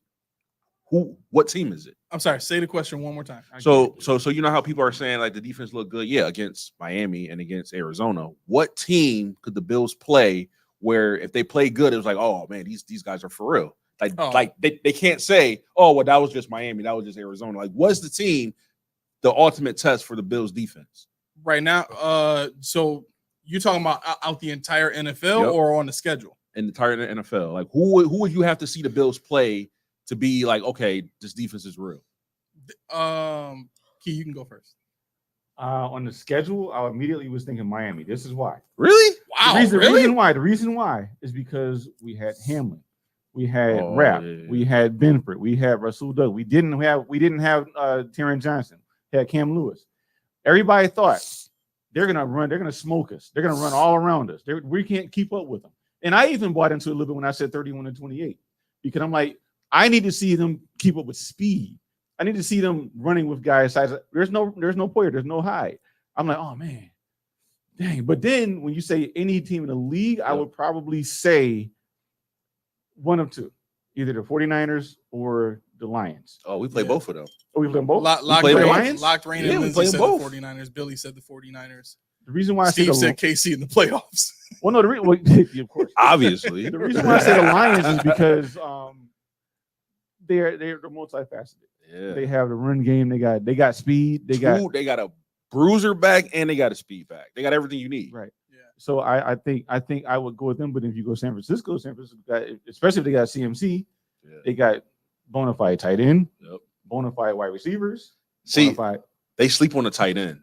Like I'm telling you, Kittle to me is the hands down. It's not even a debate. The best blocking tight end in the game. That's probably my favorite position on offense, honestly. Tight end. So like that kind of scares me because the way James Cook was gashing the Miami was because our tackles were basically when they I saw one of the like you said like the blimp view when they blocked, all of our linemen attacked the linebackers and Cook just weave right through. Right, that's how you're supposed to do it. You pick up the block so the running back has lanes that he could bounce through. So 49ers to me, if I had to pick, I would say the 49ers because they got the best running back in the game. Their offensive line is solid, and they got Kittle, who's like I said, he's the best blocking tight end in the game. He put people in their butt like linemen do. You know what I'm saying? There's one thing though with the 49ers that would worry me in terms of judging whether or not the Bills were all that. And that's, unfortunately, it's Brock Purdy. I think Brock Purdy's better than Tua. I do think he's better than Tua, 100%, right? But the Bills... Tua in the butt right now. No, I'm saying, he's good, but I think right. Kicking him in the butt is a hard He's catching him. Oh, I'm about to say, how? What do you mean by kicking? The Define it. Use it in a sentence. Why are you putting your foot on dude's butt? Is it sneaker, bare toe, socks? What's going on? No, you know it ain't no socks or toes with Keyshawn. No. It's all boot. Can I make this comment And real the heel fast? too. I don't want to interrupt your point. Okay, You're going to okay. make a good one. Did you see last night in Miami? Mac Hollins talking to, I don't know who it was. Keon Coleman, maybe. Did you see him on the bench talking to him? Yes. He has a knit hat on, but he wears no shoes. Why the hell you got a hat on if you ain't got no shoes on? He had a knit hat? He had this Scully on What? In Miami? in Miami. I'm like, what are you doing? You got to keep the hair from blowing around. So put some shoes on too. And it to might match be a Scully. little chilly over there. You ain't got no shoes or socks on. It might be a little chilly. You don't know. It might be. You don't know. He do got a lot of hair. He got to keep that hair protected. Your priorities is screwed up you doing that. Yeah. Go ahead. I'm sorry. So with the 49ers, the Bills to some degree are familiar with Shanahan's scheme because Mike McDaniels runs a variation of the same scheme, right? With the motions and all that kind of stuff, right? I think our team, with the linebackers we have, is equipped to play against that run game. Now, Yeah. 100%, because think about it. Our safeties and our linebackers are all downhill guys now. You know what I'm saying? Mhm. So there is no more of this where we can run straight through that defense. Yeah, maybe, but we got linebackers that's going to take up blocks and take up space now and get in gaps and keep that gap, right? And then we got safeties that's willing to come and stick their nose down in there and you know, knock some heads. So that's the biggest difference between, you know, last year's team playing the 49ers and this year's team. The other part of that too is I don't really respect the 49ers passing game. I think so much of what they do is built off of their ability to run the ball. You know what I'm saying? Their ability to you know, do all of these gadget type of plays on the ground that wear teams down. But for the Bills having, you know, played against that pretty much every year for the last 3 years or however long Mike McDaniel's been been here, there's some familiarity with playing against that. I don't think we would struggle as much as, you know, some people might think with that team. Who I would be much more worried about is the Houston Texans. Really? 100%, because they have 3 receivers that can win at every level. They're not Nico Collins is not just a deep guy. Tank Dell is not just a deep guy. And now they have a real running back in Joe Mixon. I wouldn't say that. Mixon sucks. Whoa. I hate Joe Mixon. You can be mad at him for fantasy reasons as much as you want. Okay? I hate him. I don't like him either because every time I've had him, he's been terrible. I'm with you on that. Yeah. He's been balling this year. Yeah. You know what I'm saying? Yeah. So they have a complete offense, but here's the other part. Their quarterback is the type of quarterback that can make off-script plays regularly from the pocket. Brock Purdy has not shown a consistency in doing that in enough games yet for me to believe that he's that type of quarterback, right? We've seen so much of the patience, the accuracy, and all that kind of stuff from both guys, but I've seen enough from Stroud to think, even if they do get a pass rush, he's going to have the poise and the patience to get the ball to a receiver that can hurt us. The only receiver in San Fran that I really respect, honestly, is Ayuk. You don't respect Debo? I don't respect Debo as a receiver, as a route runner. Okay. You know what I'm saying? Yeah. I respect Debo as a playmaker, but right.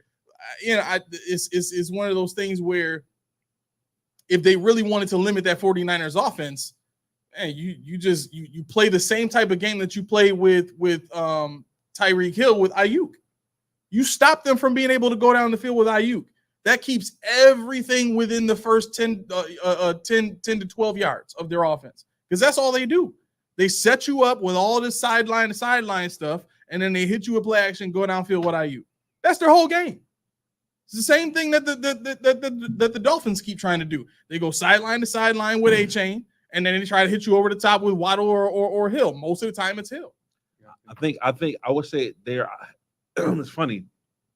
I would say San Francisco is a combination of Miami and Buffalo, though, because like you said, so like let's go side to side, right? So if you stop that, it's not it's very it's not out of the will for Kittle to have 3 touchdowns. That's true. Down the field. You know what I'm saying? So like I think they have multiple because they got multiple weapons. If you try to stop one thing, they can hit you with the other. Like they got McCaffrey, Debo, Ayuk, and then Debo could run, he could throw, he could do everything. So like to me, that would be a harder test because they have elite players, right? Like they got all their all pros, Kittle, Samuel, McCaffrey. Like they have a star-studded. They got probably the best left tackle in the game. Like they got stars, elite stars on that team. Only thing I would say is Kittle really hasn't been Kittle for the last 2 years. Think so? I mean, he hasn't been much in fantasy. I know that for sure. But I don't know about it. Yeah, I think let's look at his stats. The combination of what you guys are talking about is why I said Miami, because the combination you got to add in the fact that McDaniels plays the Bills all the time, so he knows supposedly what they do. So on top of them having all the speed in the world, they're the fastest. They're probably the fastest offense out there. Yeah. On top of that, and we're supposedly a slow defense. I was like, yo, I don't know how this is gonna work. Did you see the one play where I think it was Benford with Hill? Yeah, like all right, I know he fast, so let me get a head start. Yep. Bro, at the end of the route, he was neck for neck with him. Yep. So like the speed didn't kill him. And that's when you say that, that's what he was asking. That's when I said, maybe this defense is all right. Yeah. And that's it. When you say something like that, I'm like, it checks out. Now I'm looking at the rest of these teams. I'm looking at the Jacksonville Jaguars. I don't really respect them. I don't. You look at Baltimore. If they can get their hands on Lamar, if they can keep him contained, right. Whatever. They got Isaiah Likely, Mark Andrews is a blocker now because their tackle sucks. Yeah. Are you worried about Henry at all?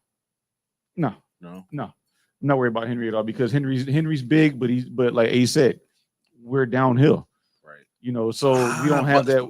The thing that might worry me, we're downhill, but our guys are light in the pants, man. Like that's true too. Henry's a big boy. Yeah, but like I can see him like DeMar Hamlin coming in. I got you.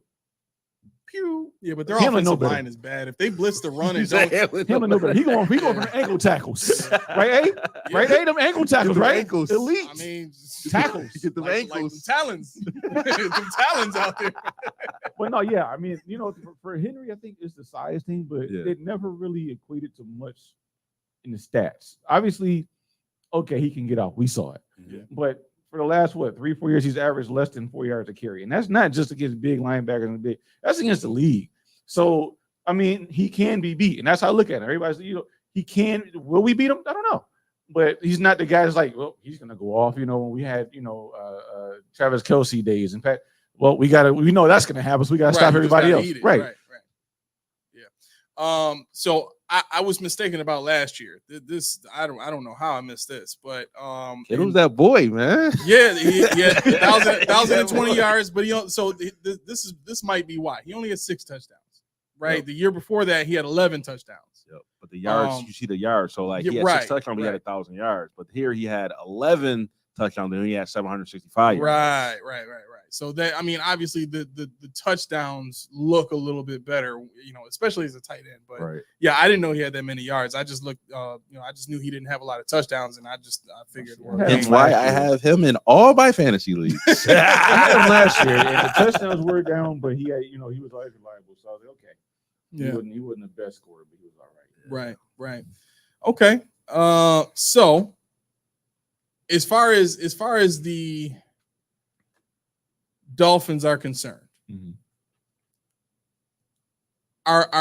do we need to worry about them plucking Mike White off the practice squad? And would you guys like really, really be salty about it and bring Mike? Evidently, huh? This is not a question for me, evidently. Well, what would you do the salty thing and sign Mike White to the squad so they couldn't pluck him? Hell no. I mean, sorry, heck no. Heck no. Fiddlesticks. Yes. No. I mean, to me at this point, I don't see Miami as a threat. I don't care what they do. Like, I don't care if they get Pat Mahomes as their quarterback. It's still not a threat as long as the coach is there. To me, it's not Miami. It's their coach. He can't beat McDermott. It's just like I got the same mentality with McDermott against Reed. It's something about him that they just can't. They can't get him. I think I think the Miami's coach is like that with Sean. He just can't beat him. I don't know. I think Mike White is probably the only quarterback I would worry about if they got him. Everybody else, Tannehill, like they can go get whoever else they want. But Mike White is the one dude. Because the reason I say Mike White is this: Mike White is the type of guy that Kyle Shanahan would sign to run his offense, right? And San Francisco, right? Huh? San Francisco. So, yeah. That like Mike White is the kind of quarterback that he would sign to just go in and be efficient and run the offense, right? And I honestly, that's all Mike McDaniels needs is just a guy that's not going to lose him the game like Tua seems to do. And when you got a guy in Mike White who A, has a stronger arm than Tua, and B, knows how to really just manage an offense and be efficient and not turn the ball over, well, man, I mean, you're either gonna sack him or he's gonna make a play, but he's not gonna throw you an interception. We saw that with the Jets. I think he got more interceptions than he got touchdowns. He does. I get that, Yeah, but when we played him, I mean, his career. no, I get it. Yeah. But when we played him, Yeah. when we played him, did we force him to do that kind of stuff? Because the other teams and other players and what they do, that we can't count that. We can only count our experiences against the Dolphins. So, I mean, name one quarterback that's out there right now that you think could go in and do a better job than Mike White with the Dolphins. I can name a bunch. Who? Honestly, Mason Rudolph. Mason Rudolph. Yes. Yes. Yes. Oklahoma State. Yes. Proud baby. Yes. Cowboys. No way. Roll. Mason Rudolph. That's right. Jason Wilson. Jameis Winston.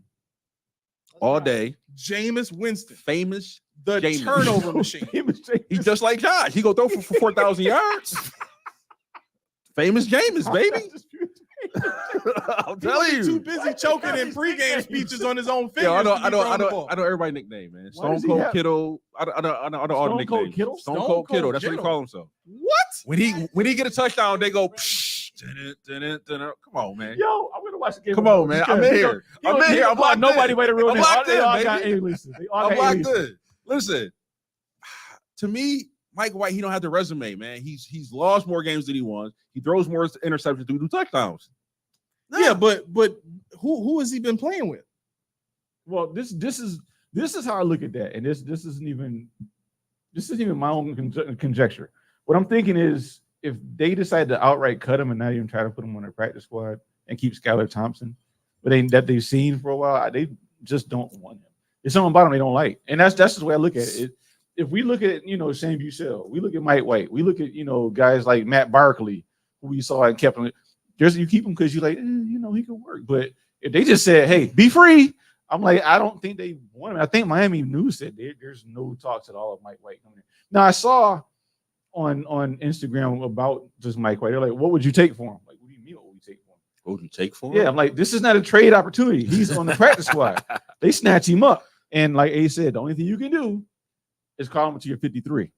Now the problem I have with doing that, we already have to make things happen with Bernard if you want to, with Milano, with guys on IR. You're already trying to fill a team. Taron Johnson's, people like that who are hurt, but they're still taking up a spot. So it's just too much roster gymnastics unless you know for a fact somebody is going to take this guy, and you get a beat on it. I'm just saying you have the ability to do that now with Bernard sitting. You pull him on for this week until they sign a quarterback, and then you put him back on a practice squad. Simple as that. The Dolphins are not going to go and sign a guy and then, Mike White's on a practice squad, let's pull him up too. Like, it's too late at that point. Yeah, I don't know who. Honestly, I don't know who they're looking at. I didn't see anything. I hope. I even wrote my man Tyson Bagent, man, over Mike White. Tyler Bagent. Yeah, I mean, Tyson. Yeah, that's my man. I look at it like this with when it comes to Mike White. He was drafted by Dallas. Then he went to the Jets.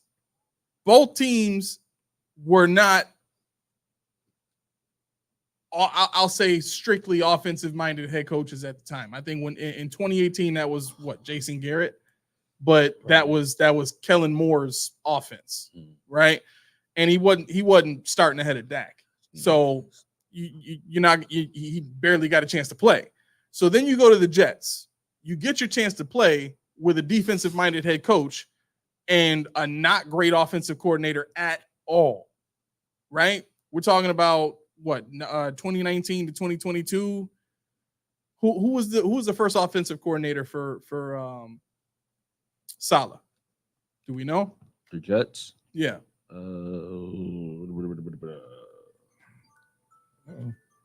That's fine.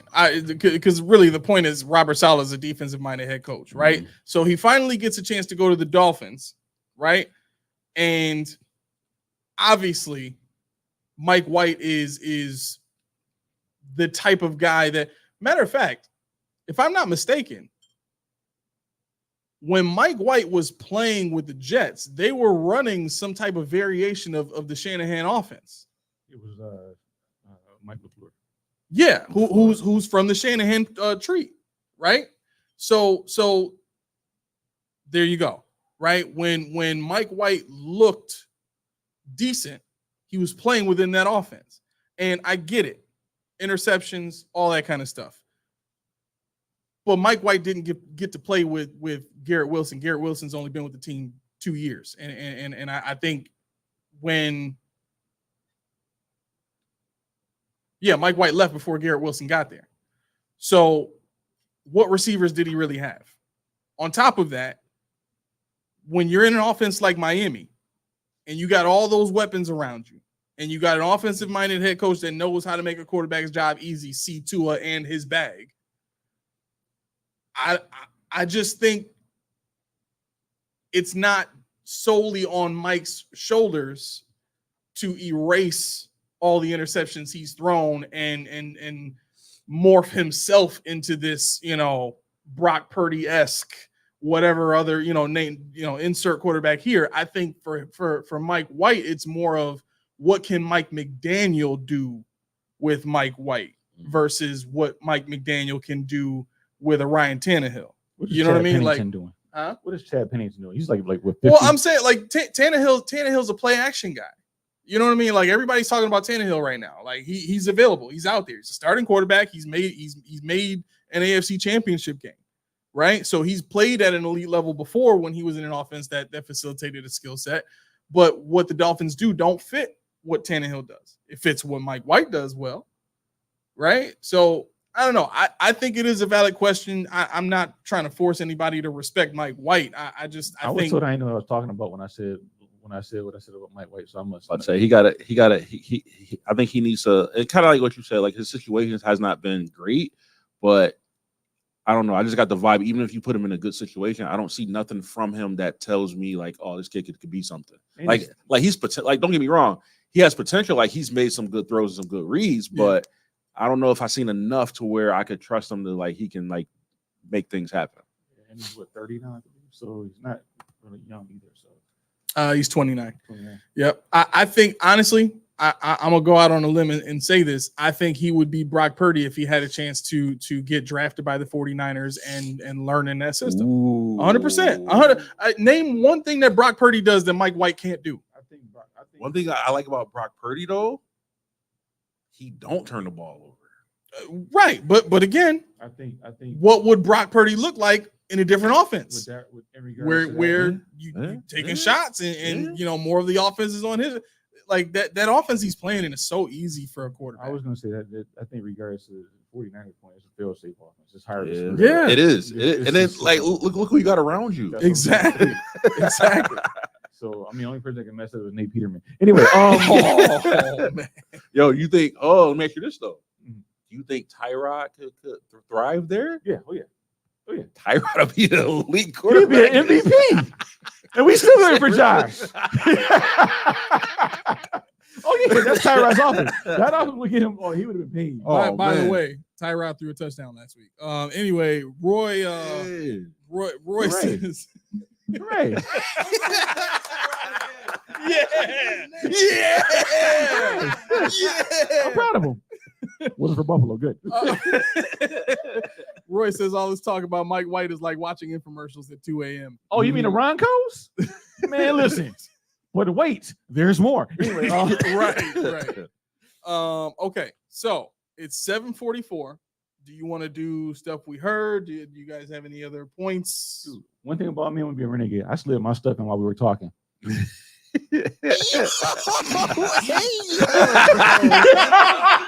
I got you, baby. I got you. Sorry about Yeah. I'm sorry. Roy says, huh? Perfectly done. Yeah, thank you. Roy says, if Tua is done, maybe Miami should just go with what they have and get the number 1 or number 2 draft pick next year and get another QB. I mean, are there any? Yeah, they want Shedeur Sanders. I'm like, have at it. Perfect. Really?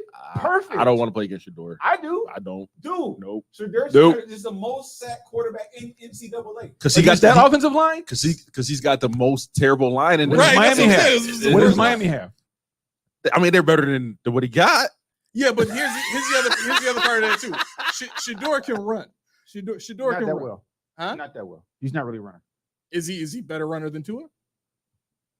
That's all that matters, ladies and gentlemen. That point you know right where I put him at? Huh? You hear what not OJ, what's his name? Gerard Mayo said about Brissett? No. He said he's the slowest black quarterback I've ever seen.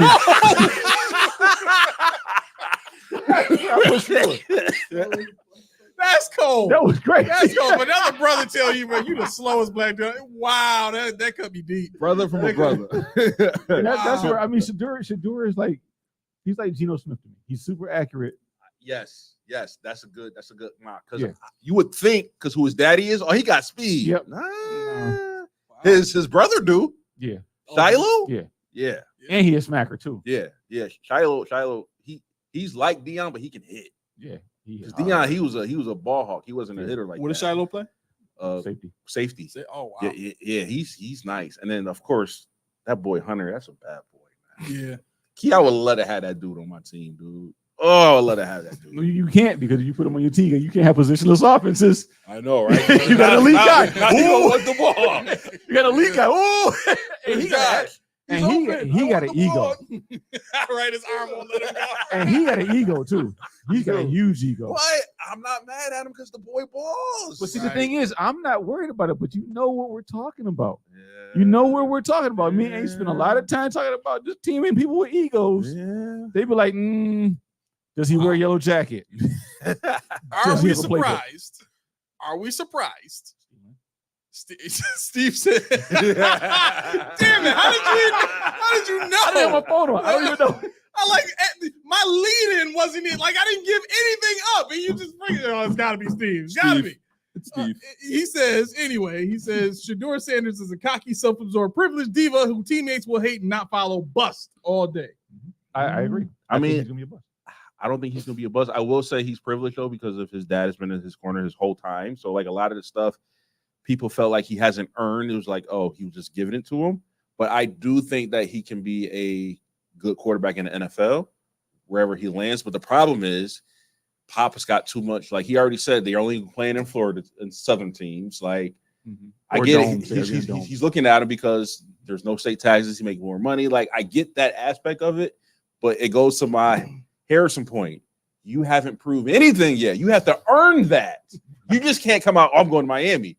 No, you have to play good so you can go to Miami. You just can't come in the league and say, this is where I'm going. You can't start at the top. You got to start at the bottom. Say it slow, Mel. Say it slow. The Carolina Panthers of the world. The New York Giants of the world. You start there. Yeah. Then you come up. Yeah. Yeah. You don't just come in there. You Yeah. don't come in here. That's you preach to the choir. But no, I don't think he can be. I think he'll be a decent quarterback. Yeah. But the hype precedes him. Definitely. The hype precedes who he actually is. Yeah. And did you hear it? You guys have heard by now. I meant to bring it up last show where Deion forbade the band from playing the fight song when they score. What? Oh, you don't know? No, They have to You texted us about that, didn't you? Did I? Yeah, Okay. I think so. Yeah. I might have just been you because okay. it might. I don't know. It might have. You might. I remember you but saying something about Yeah. that. Yeah. They have to play Shadeur's rap. Come on. Dead serious. And I put it on Instagram, on Twitter. That's what I tweeted it. it. Yeah. And I'm like, is this real? I didn't believe it. But this is coming from multiple outlets now. This is a real thing. They can't play the fight song anymore. The band. They put his rap on the speakers when he scores. Come on. Wow. That's See, now, I have a lot of respect for Deion because what he did in the game, and I think he's a great coach. But like, I get it. I have nothing against fathers taking care of their sons. Like, Sure. people like listen. everybody knows that I'm Team Jordan all day. LeBron is but I respect the heck out of that dude for what he did for his son. Respect the heck out of him. Yeah, bro. I was just gonna say this is the ultimate. Let me take care of my son. Yeah, real quick because and guess get out what? of here. Jordan got sons. All these great people, they got sons. I don't see him doing what LeBron did. And he's younger, but he got that mindset. He recognized game. Yep. It says, listen, if I got an outlet and I can help him, heck yeah, I'm gonna help him. Because guess what? Gary Jones, guess what his daughter does? She's in charge of the Cowboy cheerleaders. Okay. She runs that. She's the GM of the cheerleaders. Okay, Guess what his sons do? He's on the staff. Mhm. Bill got Bill Belichick. Yep, like his all sons, yep. their they do that. So it's not like, oh well, Yeah, I'm cool with that. everybody else do it. That's So right. I'm cool with that. why can't we do it? That's what I'm I'm cool saying. with. It's a See, great what you point. said is very important. You said Jerry Jones' daughter. Yeah. What are you talking about? His son. Did you know? I ain't know. We don't know this stuff. Even LeBron James. We all assumed LeBron was going to the Lakers. He wasn't very good. Yep. And obviously LeBron is LeBron. He's the best player, He is right now, yeah. probably maybe all time. Listen. Oh God. Anyway, Yeah. that hurt me to say, but the difference is it's behind the scenes. Right. It's demure. Right. It's not So- out. Oh, it's you not, about to get it's not muted. out in the public. not just for the LeBron comment, but now you bringing that mess on the show. You about to get muted. I'm 40. I'm trying to be hip. It's Oh, subtle. God. Oh God. Never again, please. But no, the thing is, it's subtle. It's something that it's not a spectacle. Right. And now we got Deion with future. These guys ain't going to Colorado. Lil Wayne ain't So- going to Boulder, Colorado. He probably no, they're not going. But now they're going to. No, you got Warren Sapp on the roster. You got Terrell Lawrence, and you still can't win a game. You almost lost to North Dakota State. You got blown out by Patrick Mahomes light. Yes, that boy is bad. That boy is bad. Rioli, have you seen him play yet? No. Watch him play. Is he coming in the draft next season? No, he's a freshman. He looks just like Mahomes and plays like Mahomes. Wow. He's a bad boy. Roy says, other than Sanders, who else? I don't watch college football, so I don't know any of them. So basically, what quarterbacks are coming out in the draft? No, this is not a strong quarterback draft. Yeah, I wouldn't say this year. Yeah. There's a couple up and risers, but they're probably not gonna come in. They're probably gonna still play more college football. Yeah. This is not. It's gonna be like 26. I think you got some good wide receivers. Oh yeah. You got some wide receivers this year. I got that. I got defense, but yeah, quarterback. This ain't it. And we don't. I don't really pay attention to him because we're not taking one, especially not that high. We're taking one in the 6th, 7th round if we do. Is there? Hopefully, I don't know. Is there a Joe Milton type player that we can sneak I'm up sure. on Oh. and get, like in the 5th round? I'll figure it out. I can't wait to see what happens with that man's career. Like I'm hoping it does good because what I'm looking at, and I'm not saying I'm an expert. I'm not an expert scouter, but 9 times out of 10, when I see raw talent and players that I haven't seen before, I'm usually right. CeeDee Lamb, Jonathan Taylor, like I'm usually right. Not all the time, but I'm usually right. Josh Allen, like But that's the thing. Joe Milton has to go to Josh Allen's route. He has to have a lot of help because he's super raw. He's not accurate. He's fast. He's athletic. He's got a hell of an arm. Yep. But if he doesn't have that Jordan Palmer, that Ryan Dable, that Sean McDermott who believes in him, he ain't gonna be nothing. it's gonna be like Josh rookie year. Yeah. Yes, that's him. But what he's doing right now is exactly what we wanted Josh Allen to do, which is sit for a year, Right. get used to the game speed, get used to the process of being an NFL player and going through training camp and all that kind of, like, you know what I mean? Like, get a season under your belt and then start putting some expectation out there. Then start, working with Jordan Palmer and whatever else you got to do to get on the field. But I mean, it is, if they do let this become a situation where Drake may get shipped off, and I don't that's the other part of this too that makes it difficult is Drake May is not even starting. I know. You know what I'm saying? No. So if we don't get Drake May out of there, then we'll never get to see Joe Milton. And that's kind of crazy to think about that. Like, as a franchise, why in the world, knowing that you have 2 rookie quarterbacks, you got to know whether one of them can play this season or not. Yeah. Right? And the reason you have to know this season specifically is because you got another one waiting in the ranks to see if he can play or not. So their game plan this season literally has to be, we'll play Brissett until we lose 6 games. then we play Drake May for the last 10 or 11, right?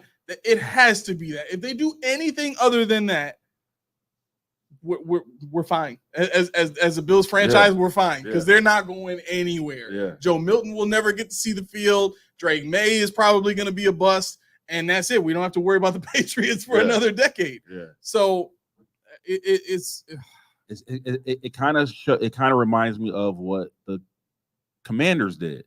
Remember the year they drafted RG3?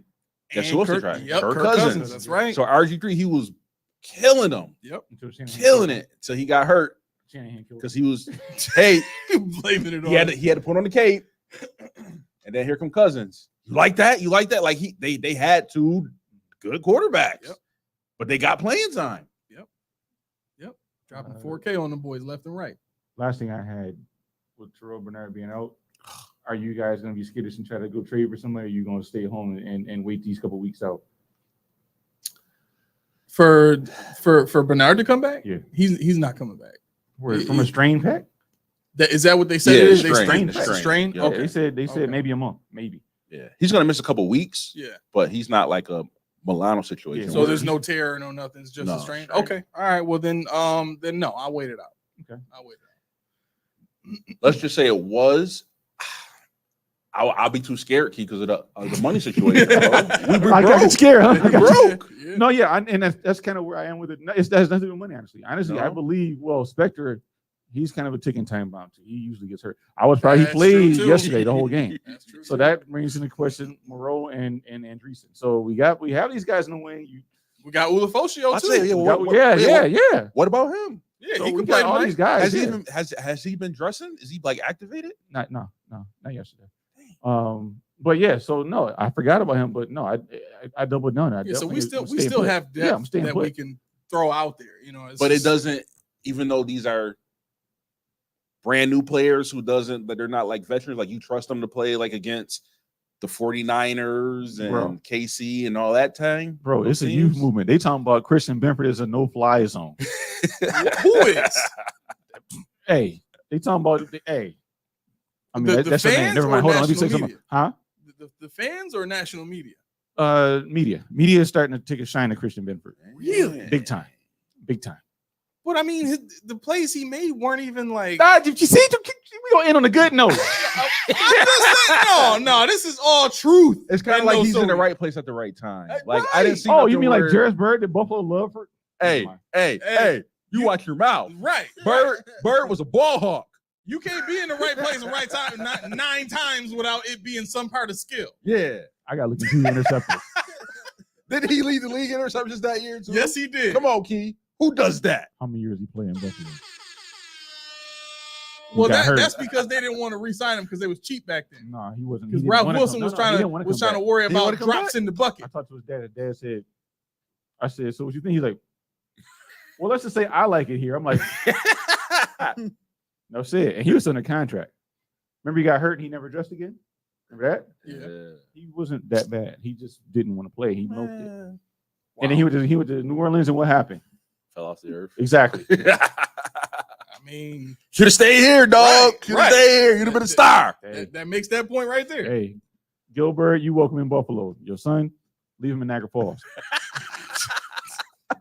Wait, is that where he is now? How do you know he's in Niagara Falls? No, I'm saying when you come, you wipe your feet off in Niagara Falls, leave him there. You can't come across the bridge, dog. Nope. And I'm in Canada. You stay there. That's, you stay there. That's bad. No disrespect to anybody living in Niagara Falls, but they. No, Niagara Falls, New York is all right. He can't come there either. Yeah, Niagara Falls needs help, man. Yeah, Niagara Falls needs help, man, and that's saying a lot living in Buffalo. But all right. So we got like 1 minute to get out of here, and you got to go to work, bro. You just letting us ramble. Wait till you see me hobble out of here. Right. And Mel's got what? 4 hours left for the last year of his decade. Yo, commences. The man is gonna be a whole 3-9 tomorrow. 3 nizzles. 3-9. Yeah. 39 does sound older than 40. It does, doesn't it? Sounds way older than 40. I'm telling you. How you feel about that, bro? I feel like I'm on a roller coaster. I ain't dropped yet. I'm at the top. I just ain't dropped. You gonna drop tomorrow? right.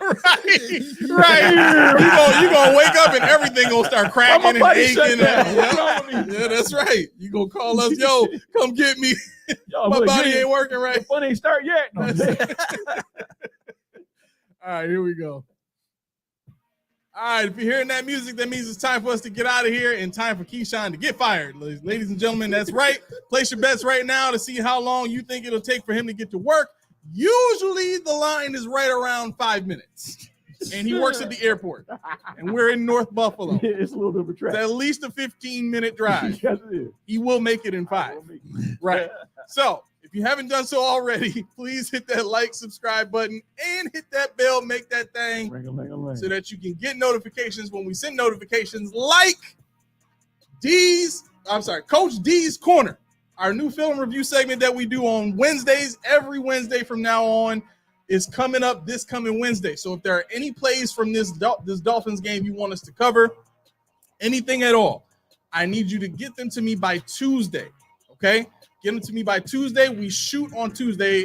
We usually shoot like afternoon time. So if you can get them to me before, I say like 9 a.m. on Tuesday, we should be able to get it in there and take a look at the film and make sure we get that into the show. Yeah, I sent this man a breakdown. He was like, "Oh yeah, we already done, fam. We did that play." I'm like, "What?" So here's the other thing too, just so everybody knows. We're only going to be doing 2 to 3, right? I mean, at the very most, it'd probably be a half-hour show. We might not even go that long, but we also want to give everybody an opportunity. Oh, you got me. Thank you. Mm-hmm. So keep that in mind. Every Wednesday we do our film review with Coach D's Corner, Buffalo Bills alum Damaris Johnson on the show with me every week. All right, so stay tuned for that. Other than that, social media links are in the chat. Or I'm sorry, not in the chat, in the description of this video. So you can go right over there and hit us up if you want to get in touch with us and just talk ball. I mean, plenty of people are doing it. Huh? The party after the party. Right. Plenty of people are doing it. So feel free to tag us. You know what I'm saying? Let us know what's going on with you and what you're thinking.